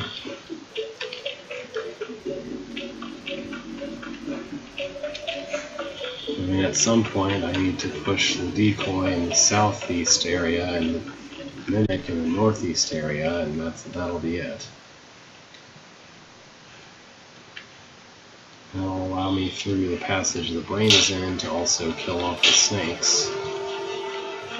But if I do that, then I won't have access to a stick or a sword, so I need to do this before I do that in order to be able to finish the room. So yeah, killing water skippers appears to be what I need to do.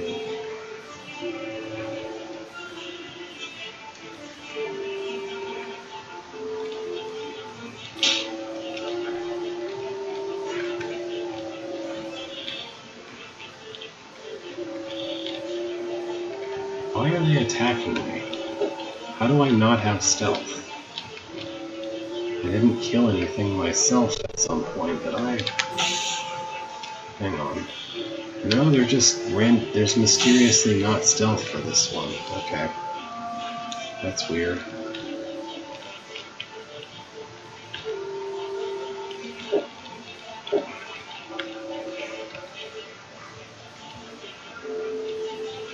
That doesn't matter though. When you change roles, stealth generally turns back on. I know that because I used that in a hold once. Well, I never finished the hold, but I used it in a room anyway. No, it absolutely does. Because I made a hold where you turn into a goblin every 30 turns, and when Vithro stabbed some things and then turned into a goblin, everybody stopped attacking him.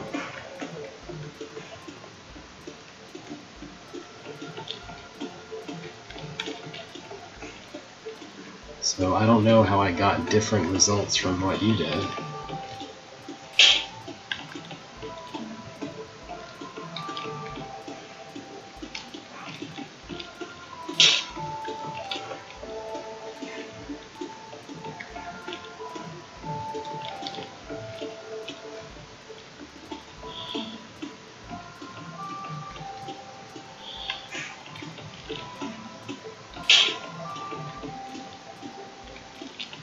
I know that I've seen it to be true, so I don't know how it can be true and false at the same time, but whatever.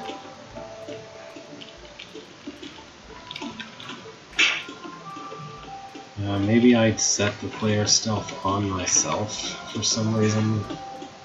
Anyway.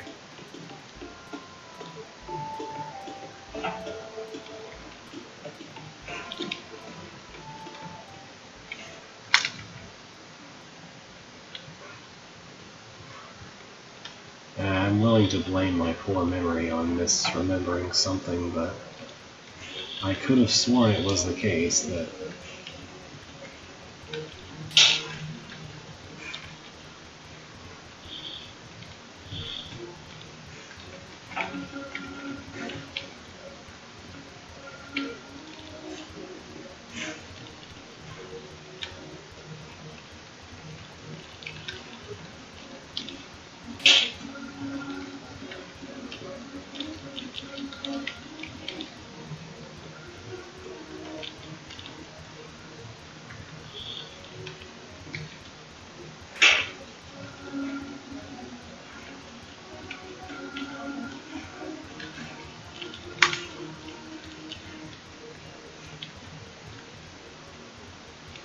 expect serpents to keep moving anyway because there's a decoy in the room.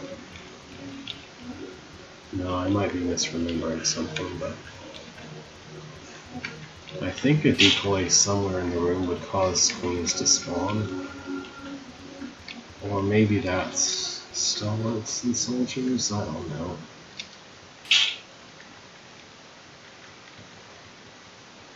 I don't remember that I've ever played around with an invisible player and a decoy and a snake, but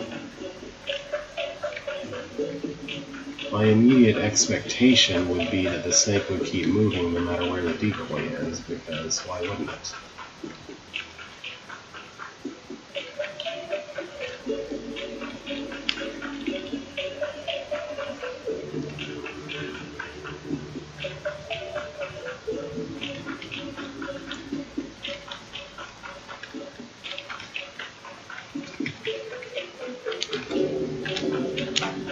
I've made rooms about needing to keep Half alive as Huff's try to kill him.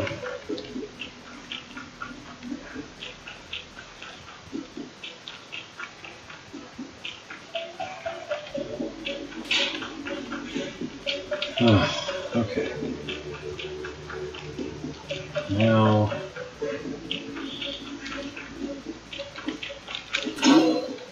do that.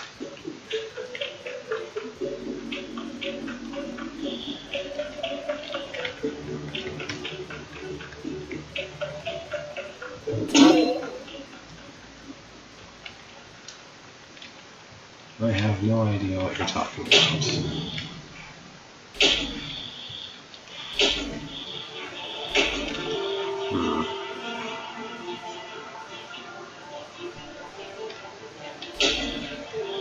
I guess this room is just impossible?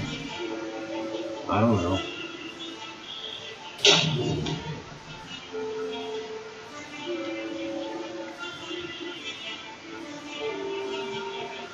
So I guess that I can't do anything at all in this level and I have to go leave. Because there's not really anything else I can do besides try to clear this room. Weird.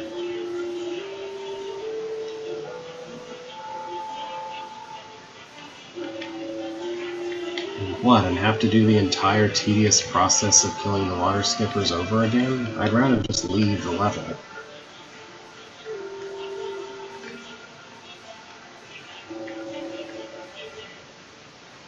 Ugh.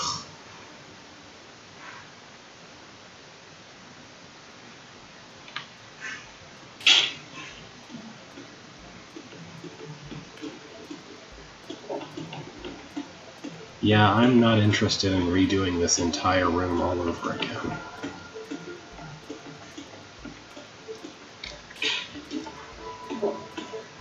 Not to mention, I don't see how entering from the northwest is in any way helpful, since I'm guaranteed to run into exactly the same problem again. So I might as well give up.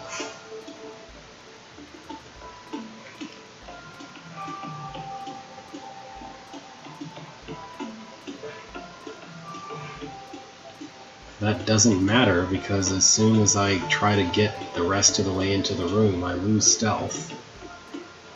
And anyway, even if I keep stealth, I'm not going to magically cause the snakes to do something different. I can't do anything about it.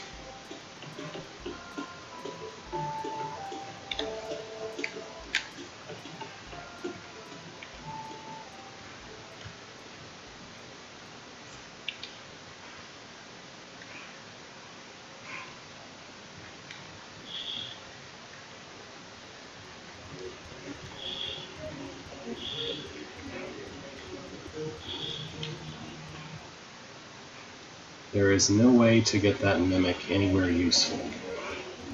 There aren't enough obstacles. And even if I wanted to get the mimic somewhere useful, I have to bring it all the way to the stupid stick token and then all the way back out again. That's excessively painful.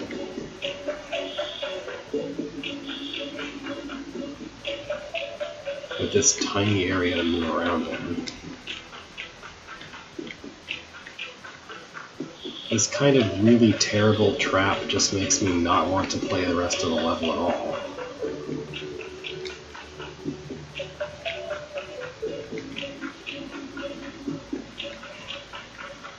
Like, oh, here's a weird gotcha for the very last possible second of the room. Better start the entire room over again for no really good reason. And then do exactly the same thing all over again. Oh boy, how fun.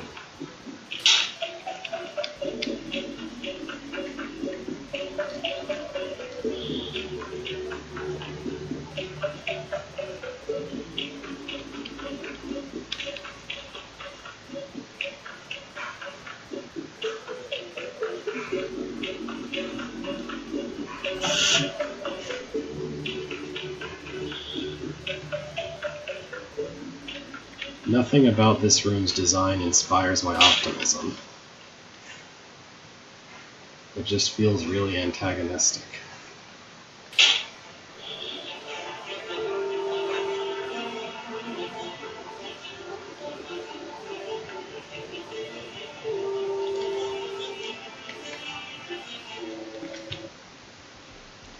Also, there's that problem with its design.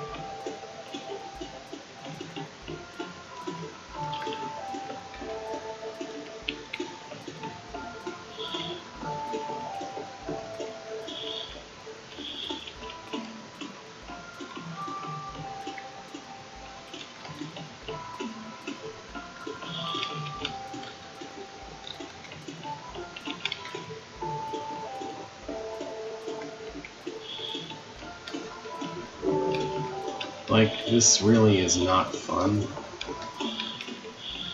This is really dull and tedious to do. And I don't understand what, like, as far as being an interesting room, redoing the entire room again adds to anything.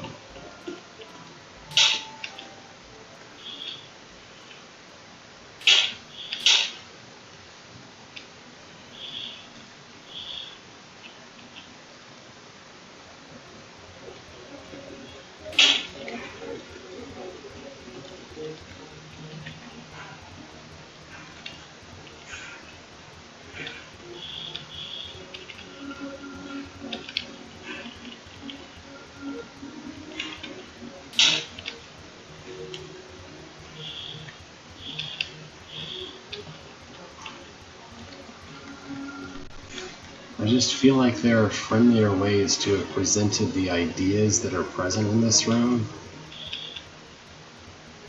Most notably including not making it the same room twice, but like maybe put the cramped mimic puzzle in a different location.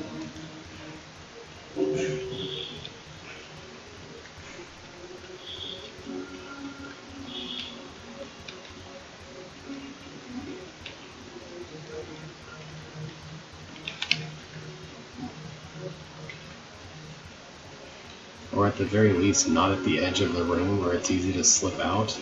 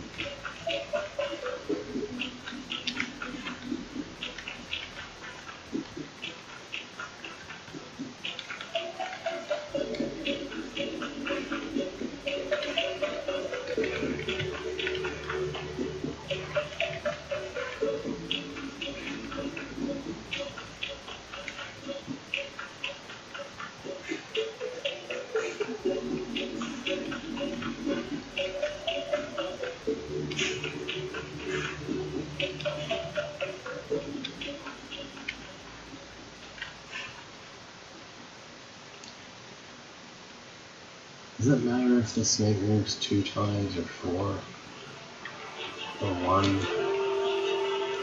I really have no idea.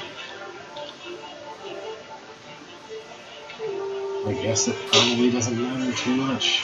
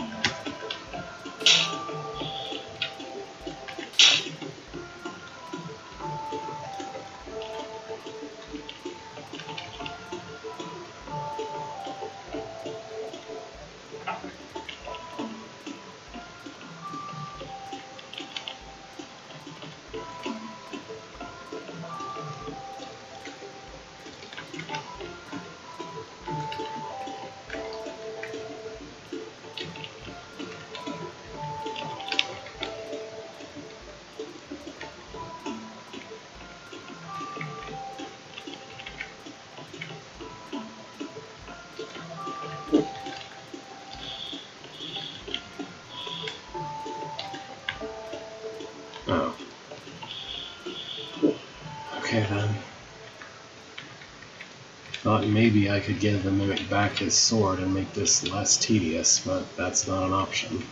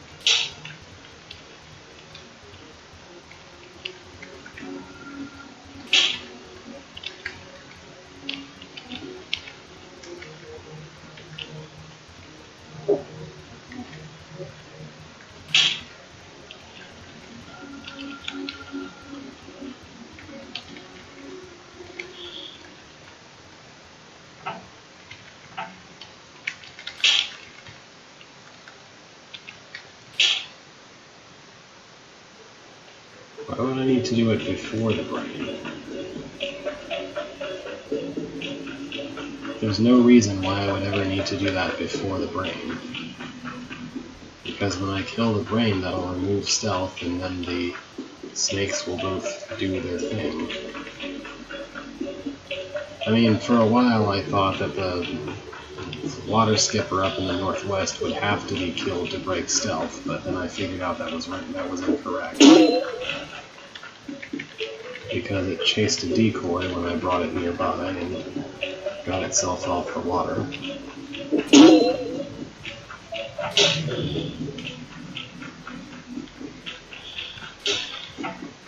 Ugh.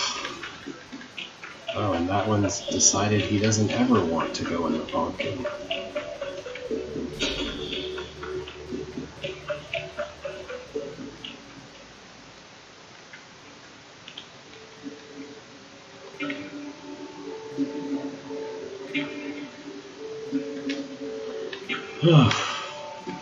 I guess I can see what's to the north. Yep.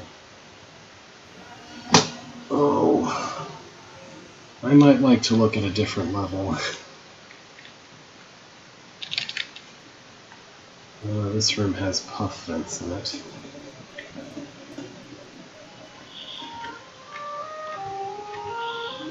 And I guess now that that room is clear, all I have to do...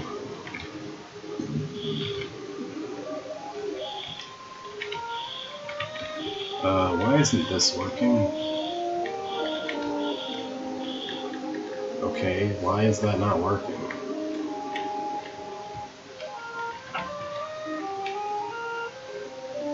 Oh yeah, okay, I forgot that.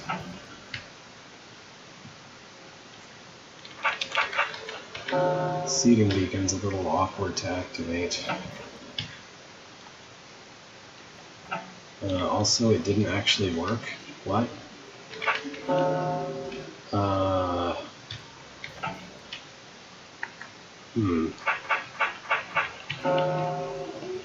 This might be an issue with a recent update, possibly with the beta, because I know there were some changes to what kinds of things can happen when you're on stairs related to scripting.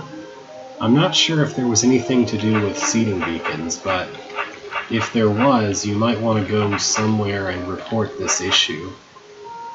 Yeah, just say some change related to stairs broke your secret entry.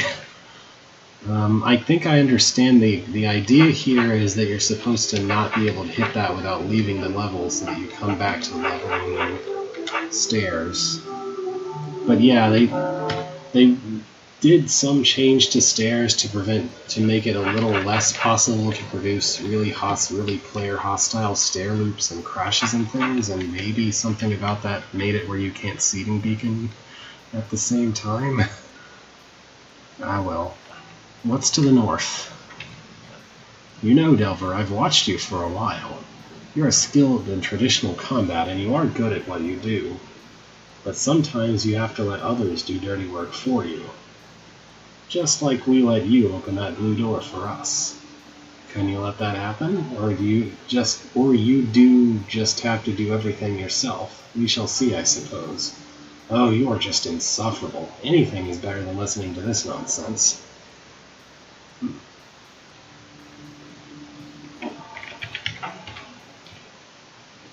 Shrine of Manipulation. Oh boy. Lethro reveals his manipulative nature and tricks foes and friends into helping him. This conquer token is my foe, and I tricked it into helping me. Okay.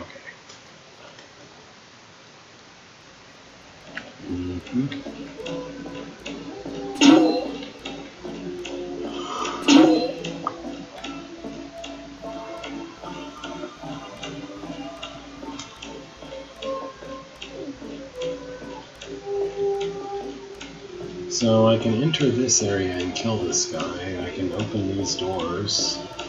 And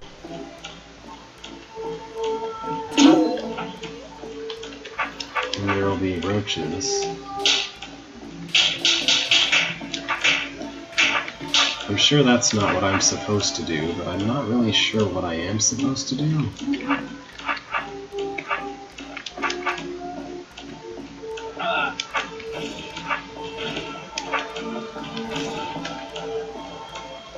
Like how... These stalwarts can't be here for nothing.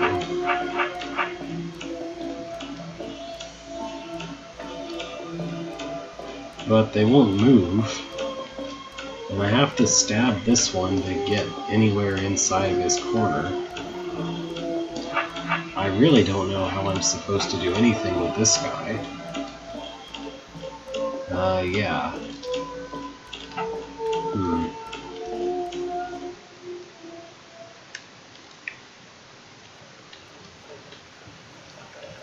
Well, if I bring a roach up north, then it can kill this stalwart, but then I can't kill it. So that's interesting.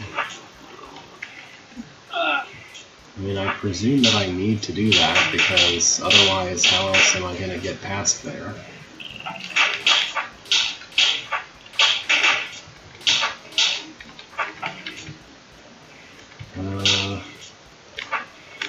So can I lure that farther to the northwest and then kill it? Because it's on... That's a place where you could possibly kill things from.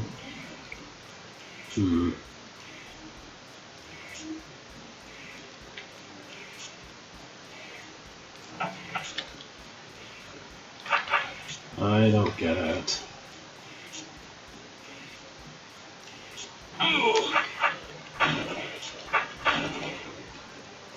Like, I can't do anything with either of the either of the stalwarts other than get them killed. There's no way to lure either of them out. And I don't see how anything much here is useful.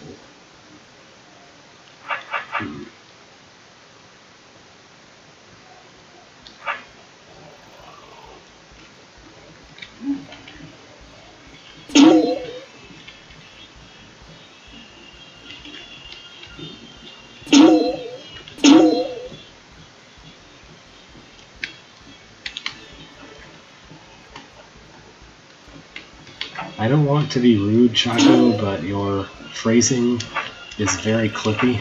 It's very reminiscent of like stereotypical how Clippy talks. Sounds like you're trying to slay monsters, Lethro.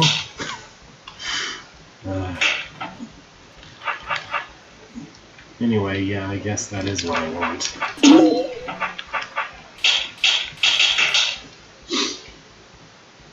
I just don't understand the purpose of the southeast part of the room at all.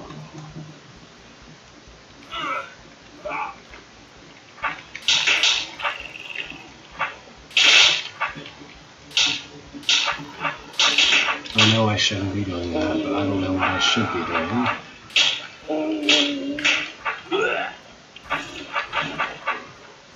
There's just this odd area with a roach in a cage.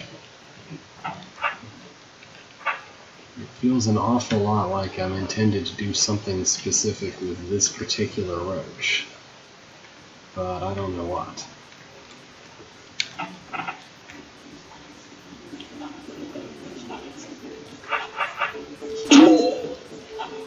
It would be nice if I could free a queen somehow, but there's no way for me to hit an orb without being in a position that immediately pins the queen that I free to the force arrow next to it. Again, if I could bring the stalwart out, maybe I could make him accidentally hit an orb while I'm north of a queen or something. That might help. But I can't free either of the stalwarts. So I don't know how that's supposed to work.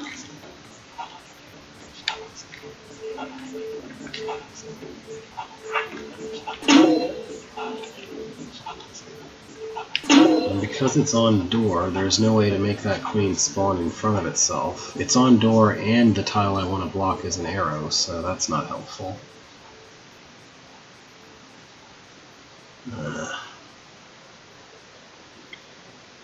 I don't know. I don't feel like I have any idea how to make the objects in the design space actually work.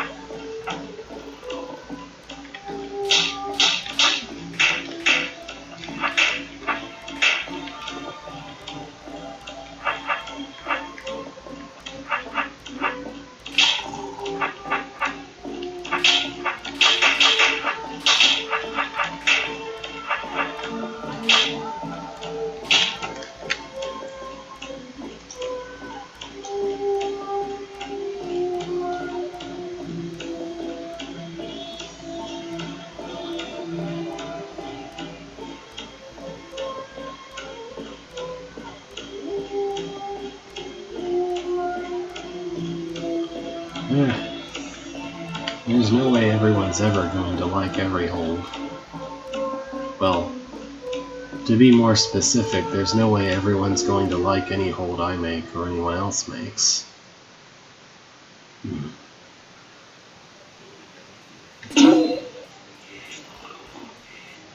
Generally, when I make things, I just do it because I enjoy making them.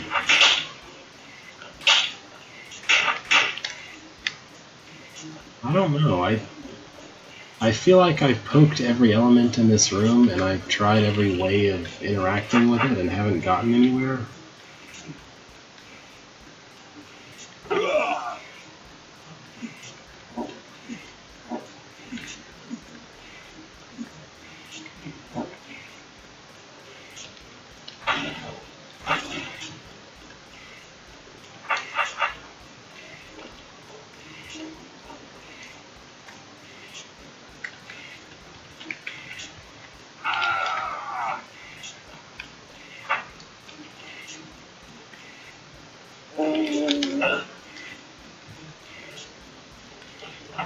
I just don't see it.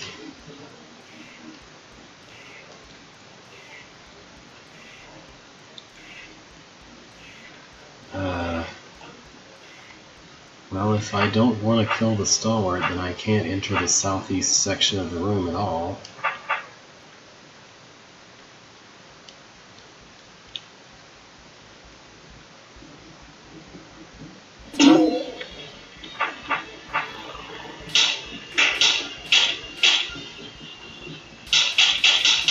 I mean, my options are pretty much make that stalwart dead, or never kill the roach in the southeast, or never release the roach in the southeast, really.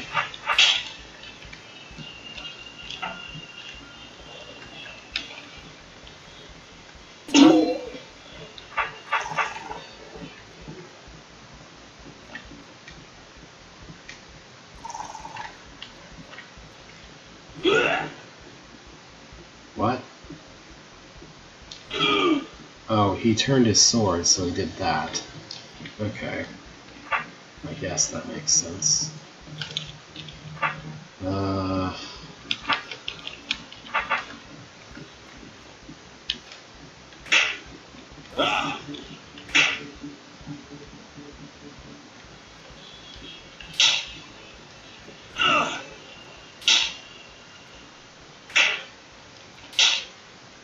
I don't know how this can be the right track. I mean, that stalwart will definitely die if he moves. There's no way to make him move without him also dying. Because he always dies on the exact same turn that he moves. So there's definitely no way to do that that doesn't kill him.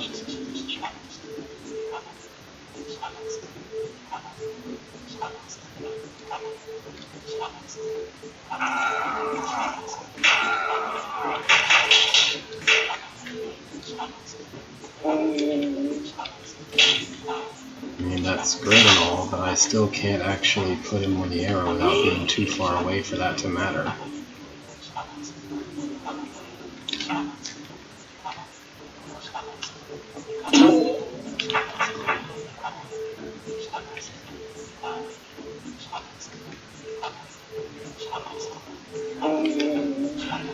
Oh, there we go, I guess. Is this good? Well, this doesn't really seem very helpful, though. Oh, there we go, I guess. So, at this point, alright, in that case I don't want all that. I need less. I need much less. Let's make it less. I don't want you, I don't want you. Okay. Less. I only need one roach, really, but I should probably keep all three just so they'll do a thing.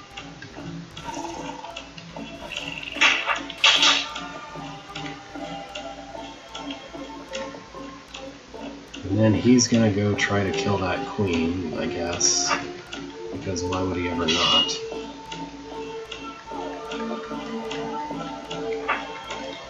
So at this point, my understanding is that I need to somehow magically cause this guy to hit that orb while I am way over to the east somewhere, so that the queen won't go into Force Arrow. I don't think that that's actually possible to do, because how?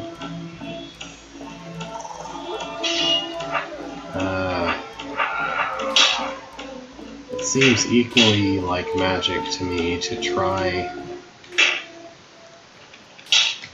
and force him to be to the east while I'm hitting the orb, because there's not really an easy way to get him to the east.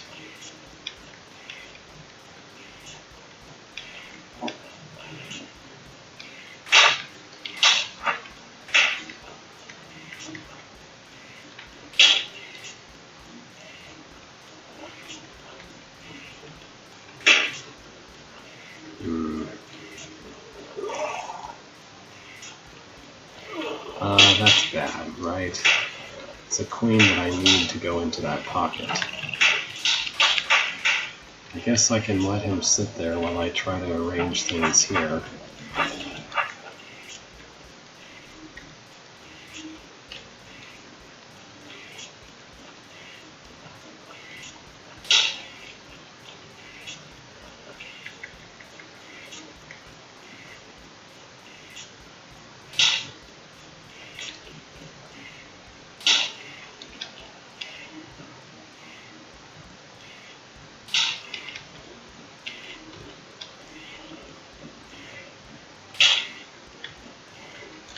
Am I closer to that queen? Of course I am. Why would it ever be easy?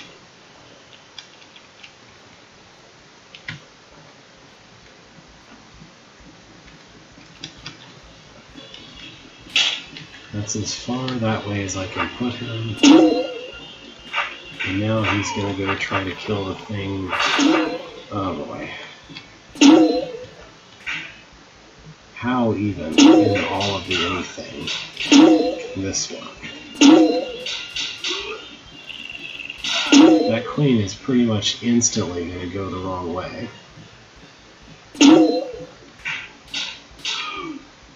There's nothing I can do about it. Okay, well, I don't feel like trying to do that anymore.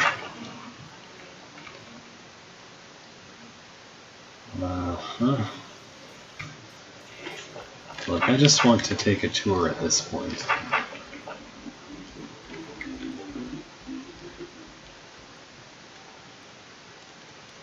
Well, there's a fluff vent in this room.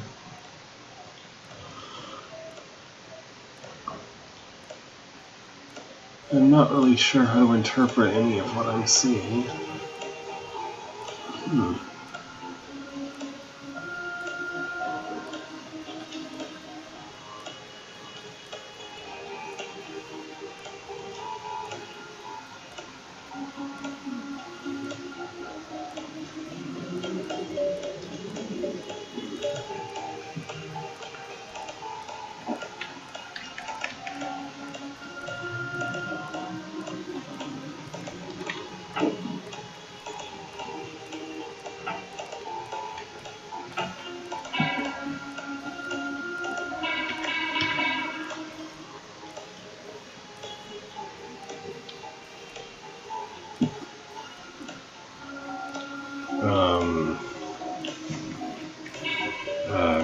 Okay.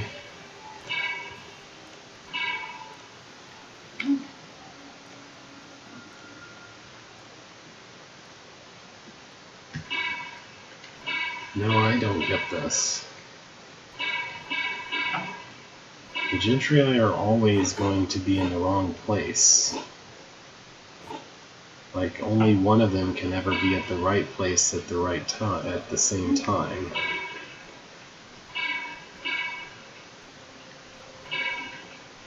So what, I have to flood the entire area behind them with puffs? That seems really painful and tedious. And also not really doable because I don't have anywhere near enough control over the situation to do that.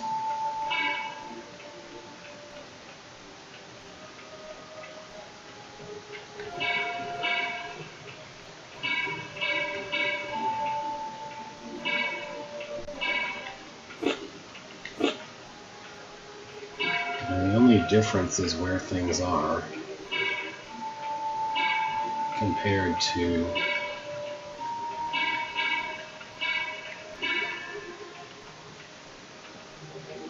the only real difference is the location of the exits of each place where the Gentrii are supposed to go. Everything else is functionally identical. Yep.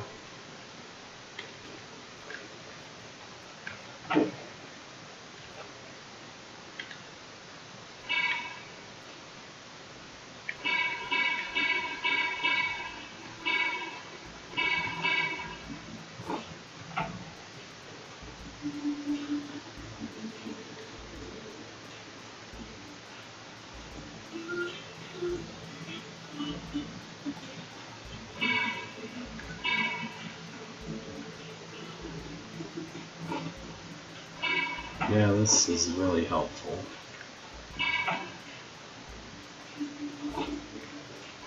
Yeah, I don't really see what can solve this.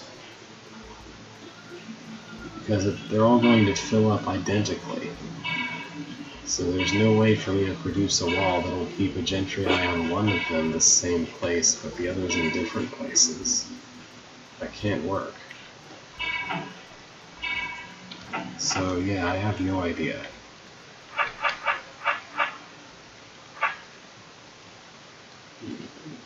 The only thing that's different is where the Gentrii has to go. Everything else is identical. So I don't have control over anything that's different from each other. everything I have control over is identical to each other.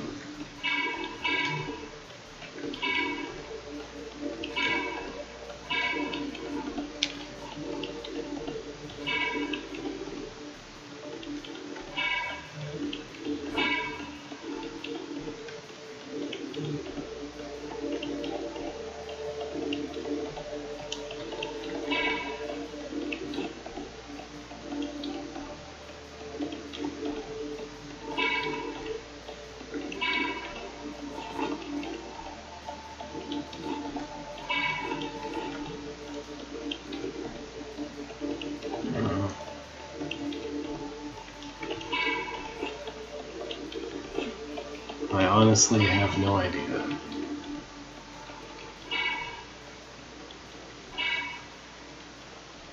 Somehow something is different, but I don't know how that came to be.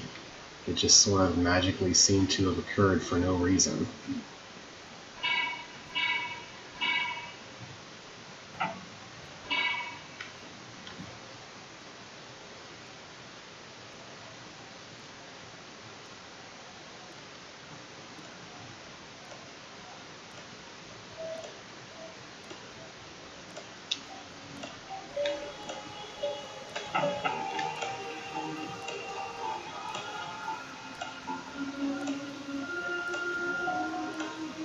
Yeah, I have no idea how this is supposed to work.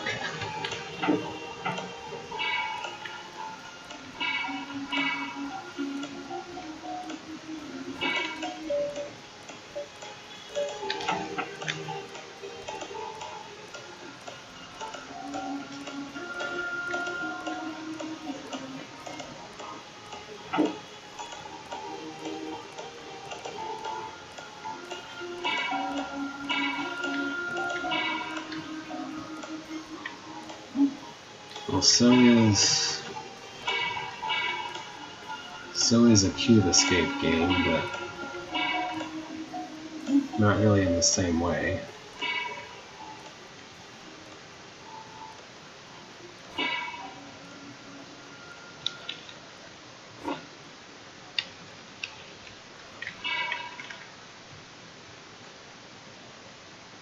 I have no idea what random magic coincidence caused things to be different last time. Much less how to recreate that situation, and less than that, how to actually make doing so useful. This time everything's just behaving exactly the same as each other again. I don't know. Like, my only guess is that the fluffs have different move order, and I'm supposed to somehow both know that and know exactly how to make use of it, which I don't. Loosely inspired by a room from King Mariek's dungeon where you needed to lure a bunch of monsters in a box. 9th level, 3 south, 1 east. May have been another similar one, loosely because this is more evil.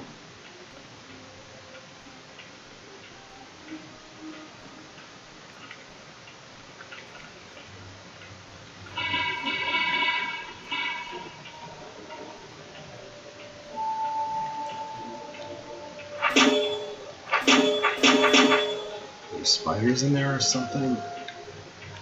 What is this?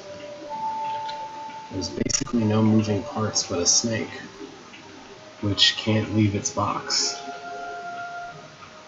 What?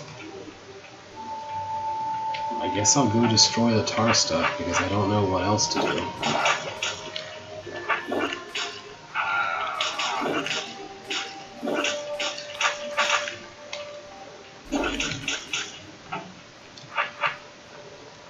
There is nothing to kill a snake with.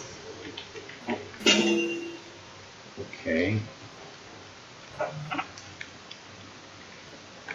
I guess I should bring a tar baby or something.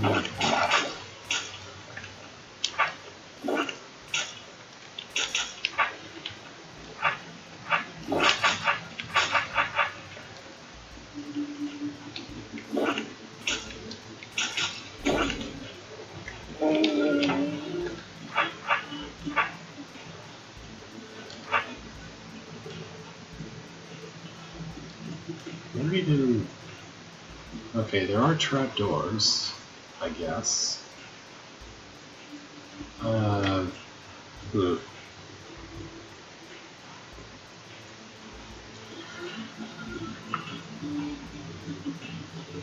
The placement of those trapdoors doesn't look like a place where you could physically use to ever bring anything to the snake. No, wait, there is... This exists. So, if you could somehow arrange it so that there's a column of monsters that are in the correct, exact, precise move order to always all move east as a column, then the southmost monster in the column could come kill the snake for you.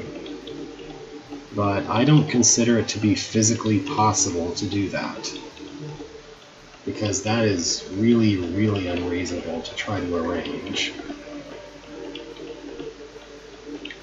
What did that scroll describe this as?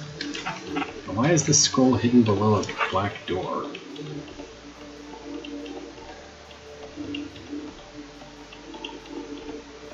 Lure a bunch of monsters in a box. Right then.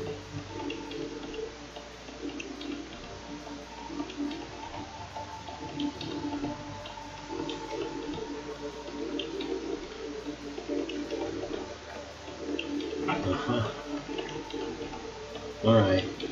Well, I don't even want to attempt that. Shuffling move order is the job of the architect, not the player.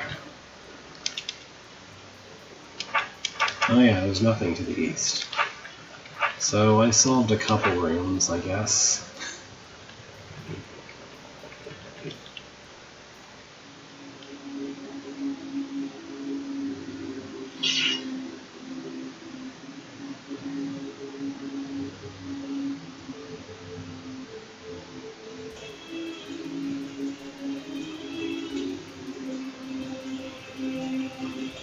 Should I do another one? I wonder. It's like 4:30. I could go for like half an hour longer. Hang on. Oh, sun was getting in my eyes in the sunset. Okay. Well, alright, I'll try Zen, I guess. By Hartley Air. In a remote, desolate island somewhere in the 8th, a bizarre experiment was taking place. It involved porting a game called Zen Puzzle Garden into the TCB engine, and incorporating into it all the elements from Draw. And as our test subject rakes, the year draws on. Welcome to Zen. I've never played Zen Puzzle Garden, so I don't know the concept. So there's a tutorial. We'll be looking at that. To the garden. Here you can turn on the lights. I'm going to be really wasteful and turn on all the lights.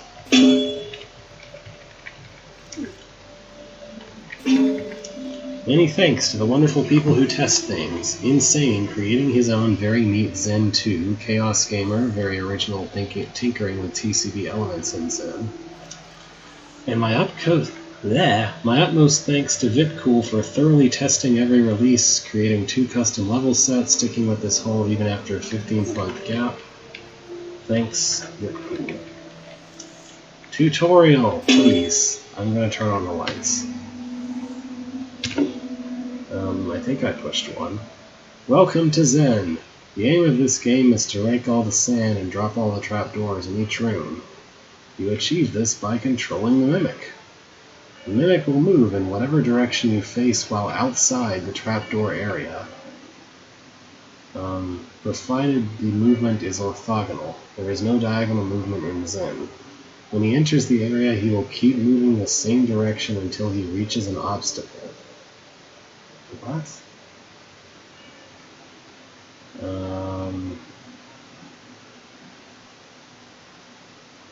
Okay.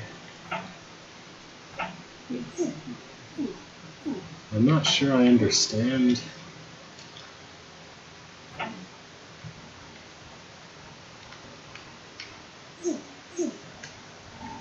Okay. I just misunderstood the meaning of something about where it said trapdoor area.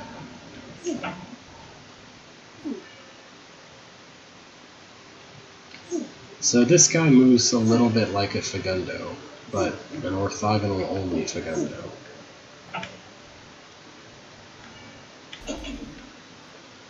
I don't know, somehow I mentally interpreted that as something to do with where my player character up in the northwest is, and the trapdoor door.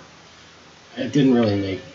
Whatever went through my head probably doesn't make any sense, but that's what happened first. To the garden! Alright, so this time we have a rock. That guy who wants a rock, dun, dun, dun, dun, dun, dun, will be very happy to see that we have a rock. So, hypothetically, if I do this, then he'll stop, and then if I push south, he'll keep going south even if I try not to. Yeah, okay. So this reminds me of a whole kind of genre of games that I have played before, where it's kind of like you play as a thing that whenever you push a button, you always move all the way in that direction until you hit an obstacle, except that those games don't have a trapdoor equivalent. Instead, it's like you can move back and forth a bunch, and you're just trying not to zip out beyond the walls.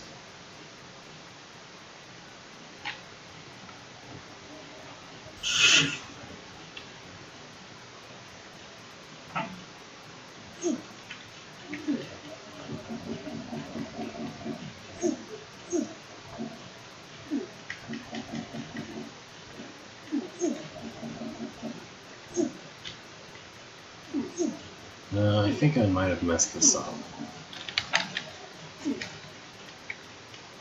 Whoops.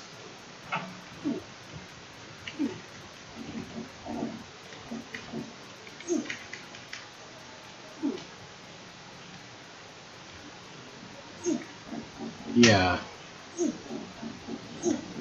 Like, there's a game called Orbox that I've played that's like that, or I think there's a series of games called Quell.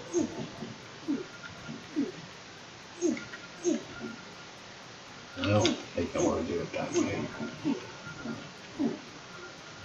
No, now I've messed up. So that can't be the way to get that done.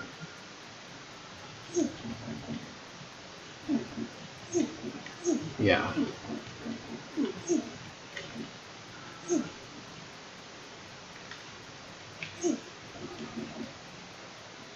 Nope. Don't want to do it that way.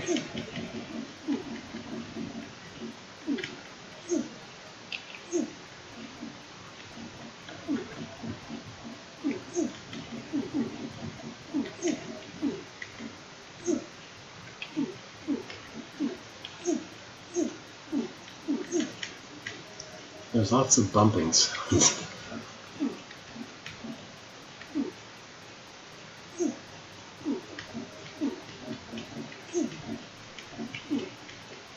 Okay, I think once all of the trapdoors are edge trapdoors like this, then you've basically won, and it's just a matter of beating the rest of them.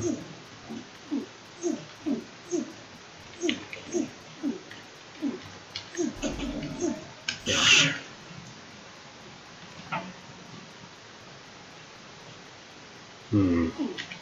So for this configuration, I have to sweep in and back out again for every one of these entryways. So I'd better do that first.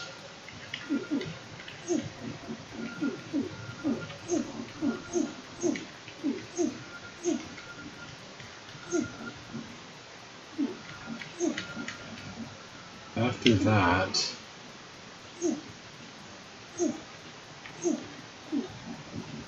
it seems like the rest of this is basically free. If I don't do something dumb like that.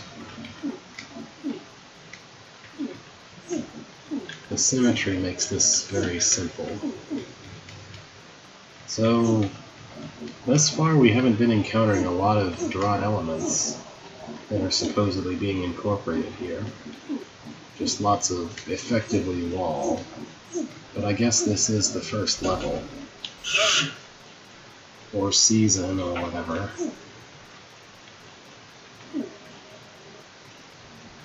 I think I should open like this. And then I should aim to make a square. Yeah, this should work perfectly.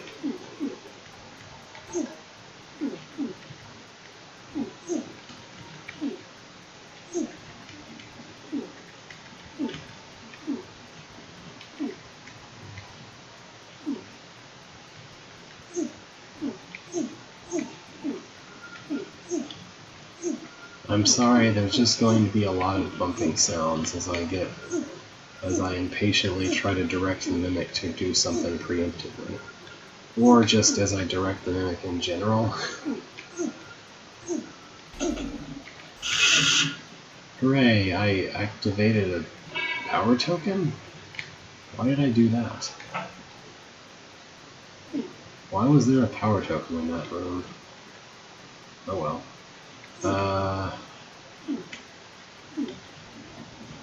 Oh, there was a tunnel.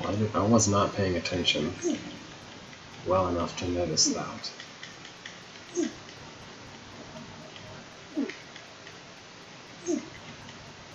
No, we can't do that. Hold on. That's bad.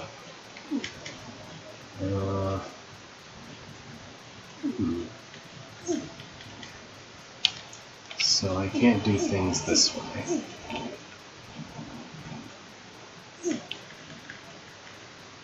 Maybe I can do this.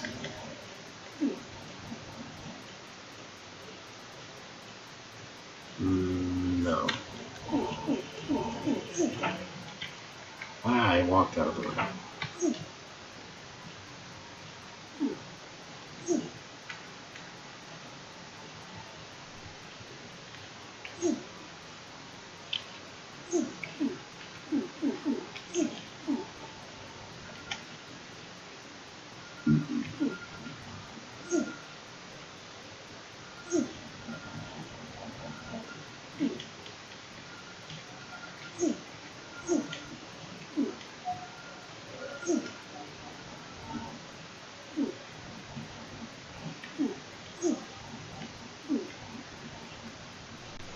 I think this should work. I don't know of any reason I won't be able to cut any of these. This one looks the diciest, but it should be fine. Yeah.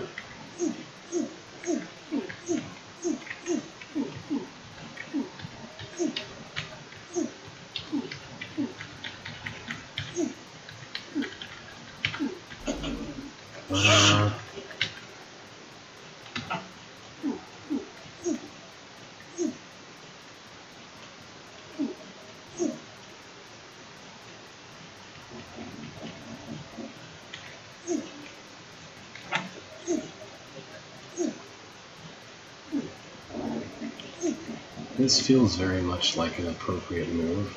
I'm not really sure it's the right one, but it feels appropriate somehow.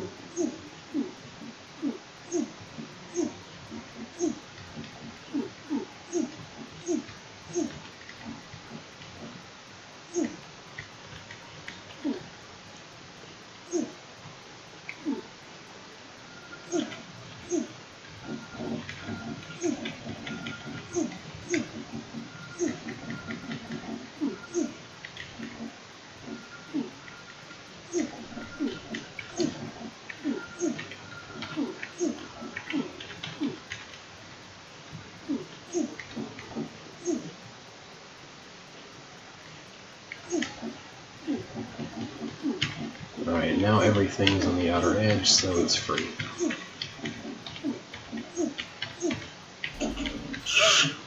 Hooray! I beat it, I guess. I'm gonna turn on all the lights again.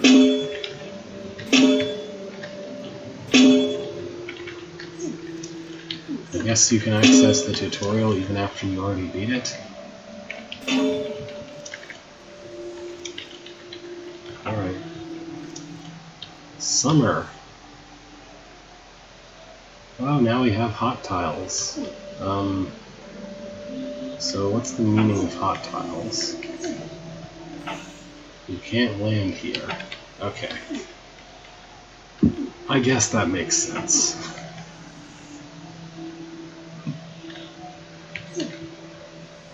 I think I should do this. Do that.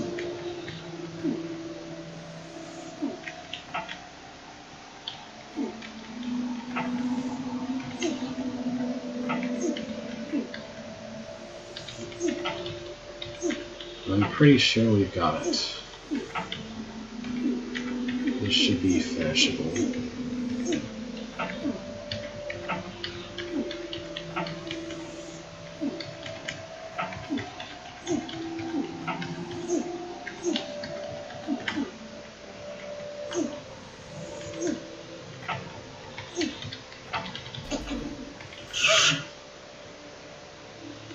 So it's summer because there are hot tiles.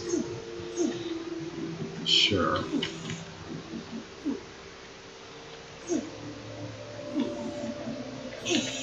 Whoops.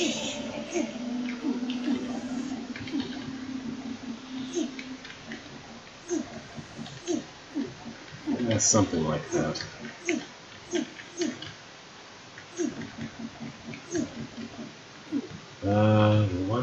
Oh, that's nice. The one thing I'm not sure about is over on this end, but I think we're okay, maybe? Well, not doing it that way. Maybe this way? Yeah, we're good, we're good. The rest of this is all configurations that I've seen and solved before. Just a little care not to bonk into the hot tile there. I noticed the hot tiles have the property of not being trapdoors, which sounds ridiculous when I put it that way, but what I mean is that you could cross over past a hot tile and slice, like you can use it as land multiple times. Mirrors. Yeah, mirrors work how you expect them to, I guess.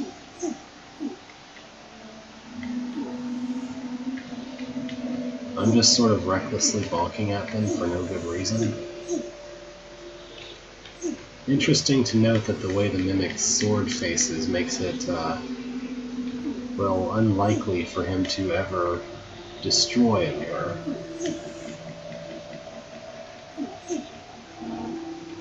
So it's all about pushing them and not about shattering them. I guess that is appropriate for Zen.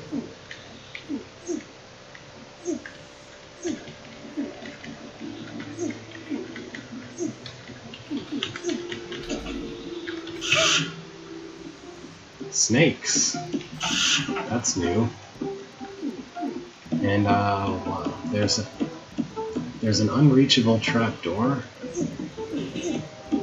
Oh, Oh, the Mimic can leave the area. Okay, I didn't think the Mimic could leave the area, but he can apparently. So that's to require the snake die.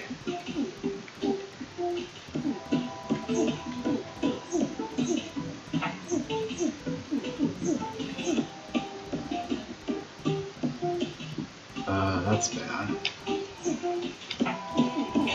Huh.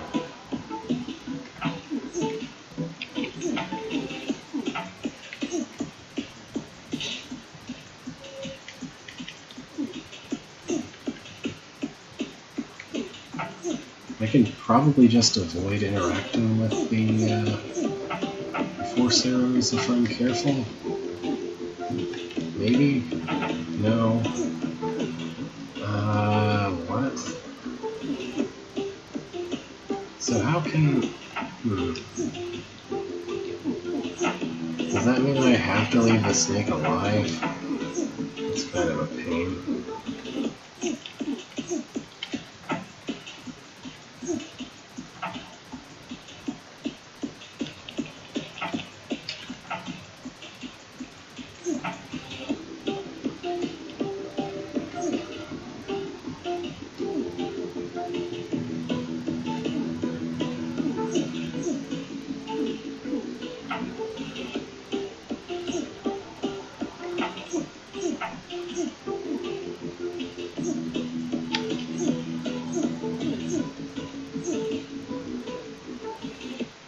Think this will work?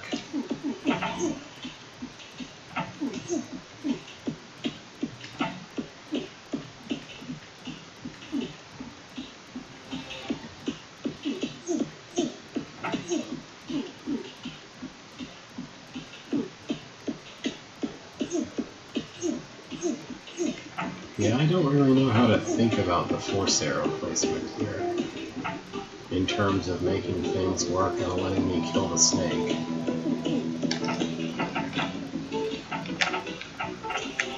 I rather wish they had been scrolls for the first introduction to snakes in this thing.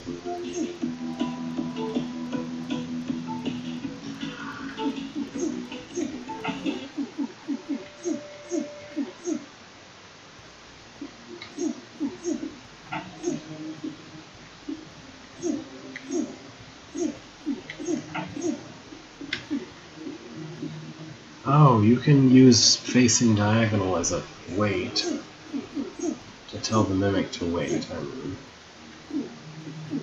that's possibly relevant.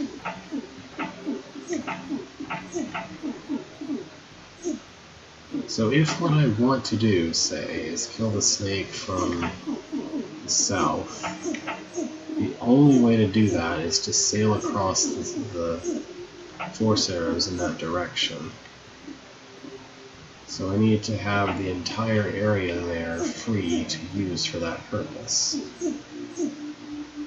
And I also, as I prepare that, need to kill all the rest of the force arrows. More or less.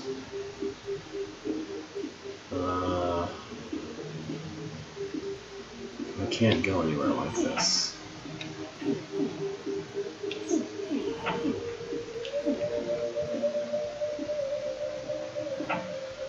I can't do that. That messes something up.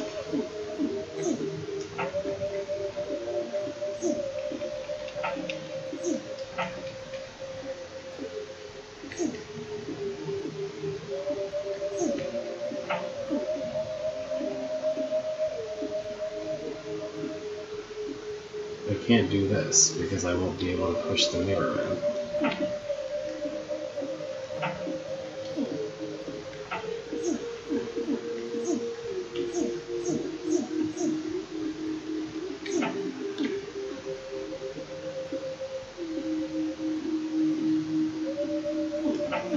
I don't understand how to use this for this.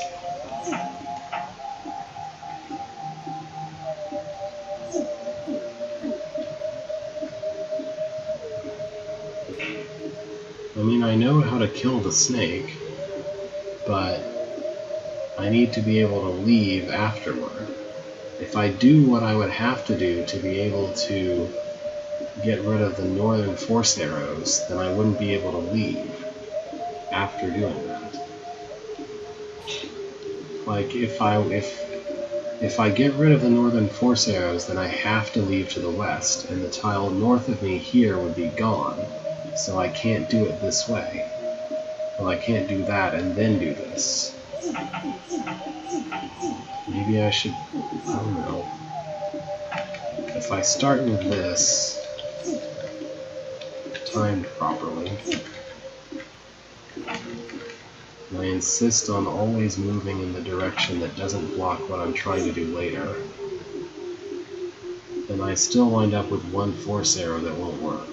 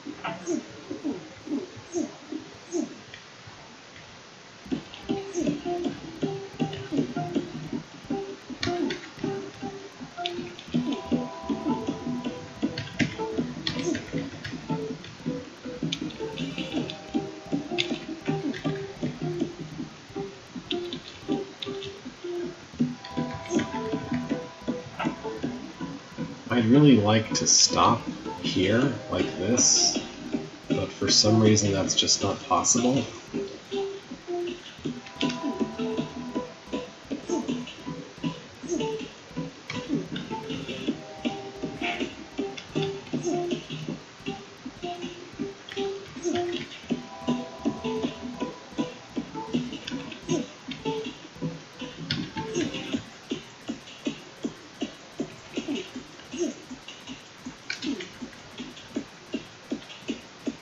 Like, there should be a turn where I can do that, though. Because they can stop up here. The snake should move out of the way for the mimic to go south on the next cycle. Like, I don't know why that doesn't work. But provided that that doesn't work, my only choice is to sail across past the snake, which requires me to have all of the entire row available, which I can't do, because I have to get rid of all of the other trapdoors.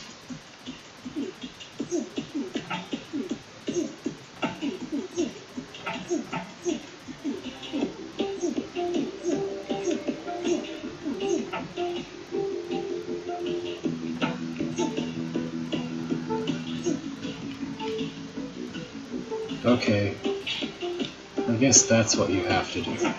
So you have to do that after going to all the other directions. It's just that the solution to this particular one is extremely specific, where all of the puzzles that preceded this one were not anywhere near this picky.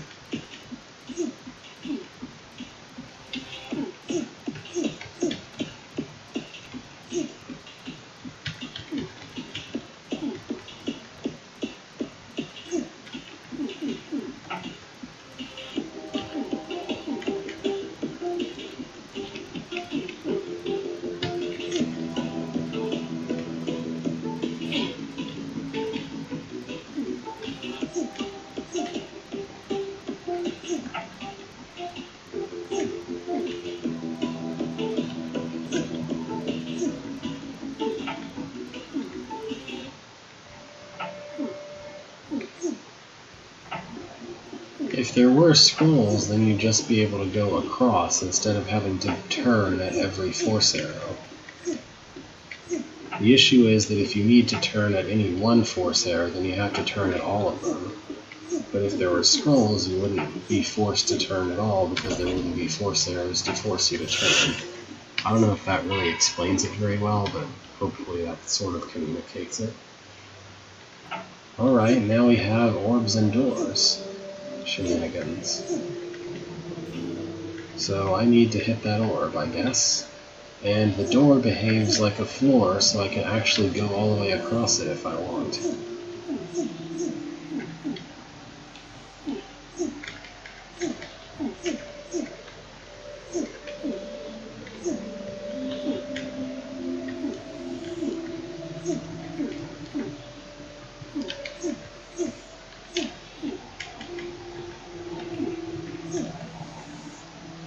I think that's bad. I can't do it that way.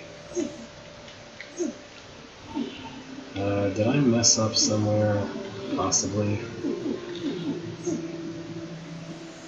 Very possible, but maybe not. If I cut this and then do that... Okay, yeah, I messed up somewhere.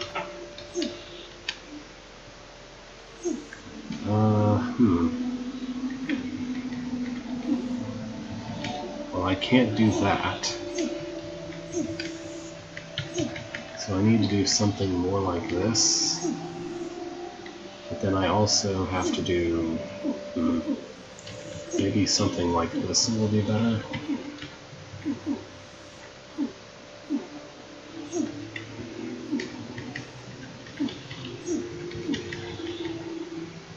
Nope.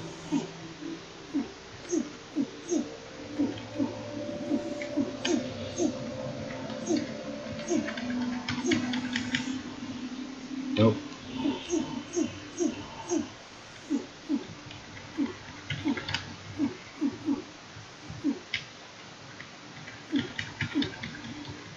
Maybe? Yeah.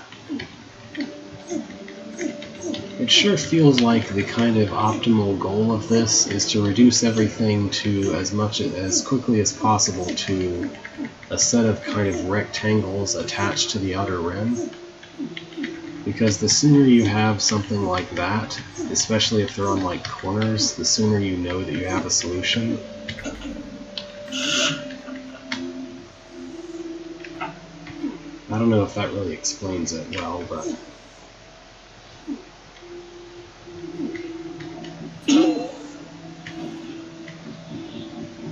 So how can I hit that orb twice? Doesn't that require me to be in the same position twice? I mean, I can't turn the Mimic, so... yeah. How is it supposed to be possible to hit an orb twice?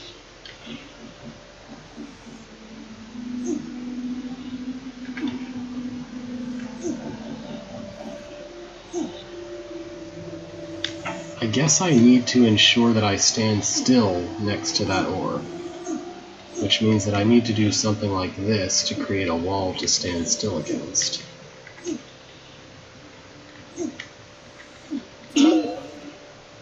Yeah.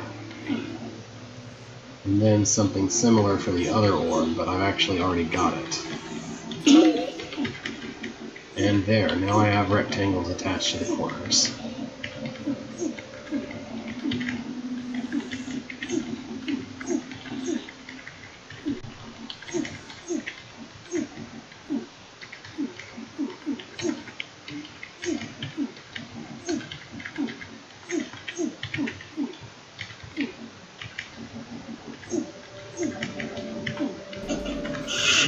Alright, and that's the end of summer, I guess. That seems like a reasonably good place to stop, because we finished 2 seasons out of, I guess, 4 possibly? Who knows how many seasons there are. Alright, I turned all the lights on. I consider that a victory. Yeah, alright, so I think we did about 3 holds today, over the span of 3+ hours. 3-point-something hours. Yeah, 3 holes. Yggdrasil Hollow, which I think I really like, but I just decided I should stop after a little while. Zealot's Trials, which had some interesting things, and at least one thing that I just genuinely didn't like, but that's, you know, that may be a taste issue. Zen, which is very interesting. I might want to play the rest of that later, perhaps. I just, you know, I should quit and fold my clothes and eat chili. So, yes. Thank you for watching. I don't know of any reason I won't be able to stream next Saturday. I'll have to decide things for the Saturday after next, but... Anyway. If I do get to Zonhin's Tutorial 3.0 next week, then I might choose to take a week off because, well, I'll just say, so the Friday after next, I'm supposed to be doing my dissertation defense for a doctorate, and I might be editing the dissertation in question thereafter, which would be exactly the Saturday after next. So, if I'm doing that, I might not want to spend that time streaming. So there's that. Anyway, I don't think I'm going to quit streaming Drawd in general, but it might be a different format from Alphabet Stream. What I was thinking is that the very next thing I might do is actually play through Finding the First Truth and try to get all the way through it or something. We'll see. I haven't fully decided yet, and there's still like a week plus before I need to really think hard about it. But for the moment, farewell. See you again. There we go. The best puzzle game of all time. 50+ hours of gameplay. I don't have this attached to anything that counts my hours, which is probably a good thing because I think it would surpass my hours of gameplay in any other game ever.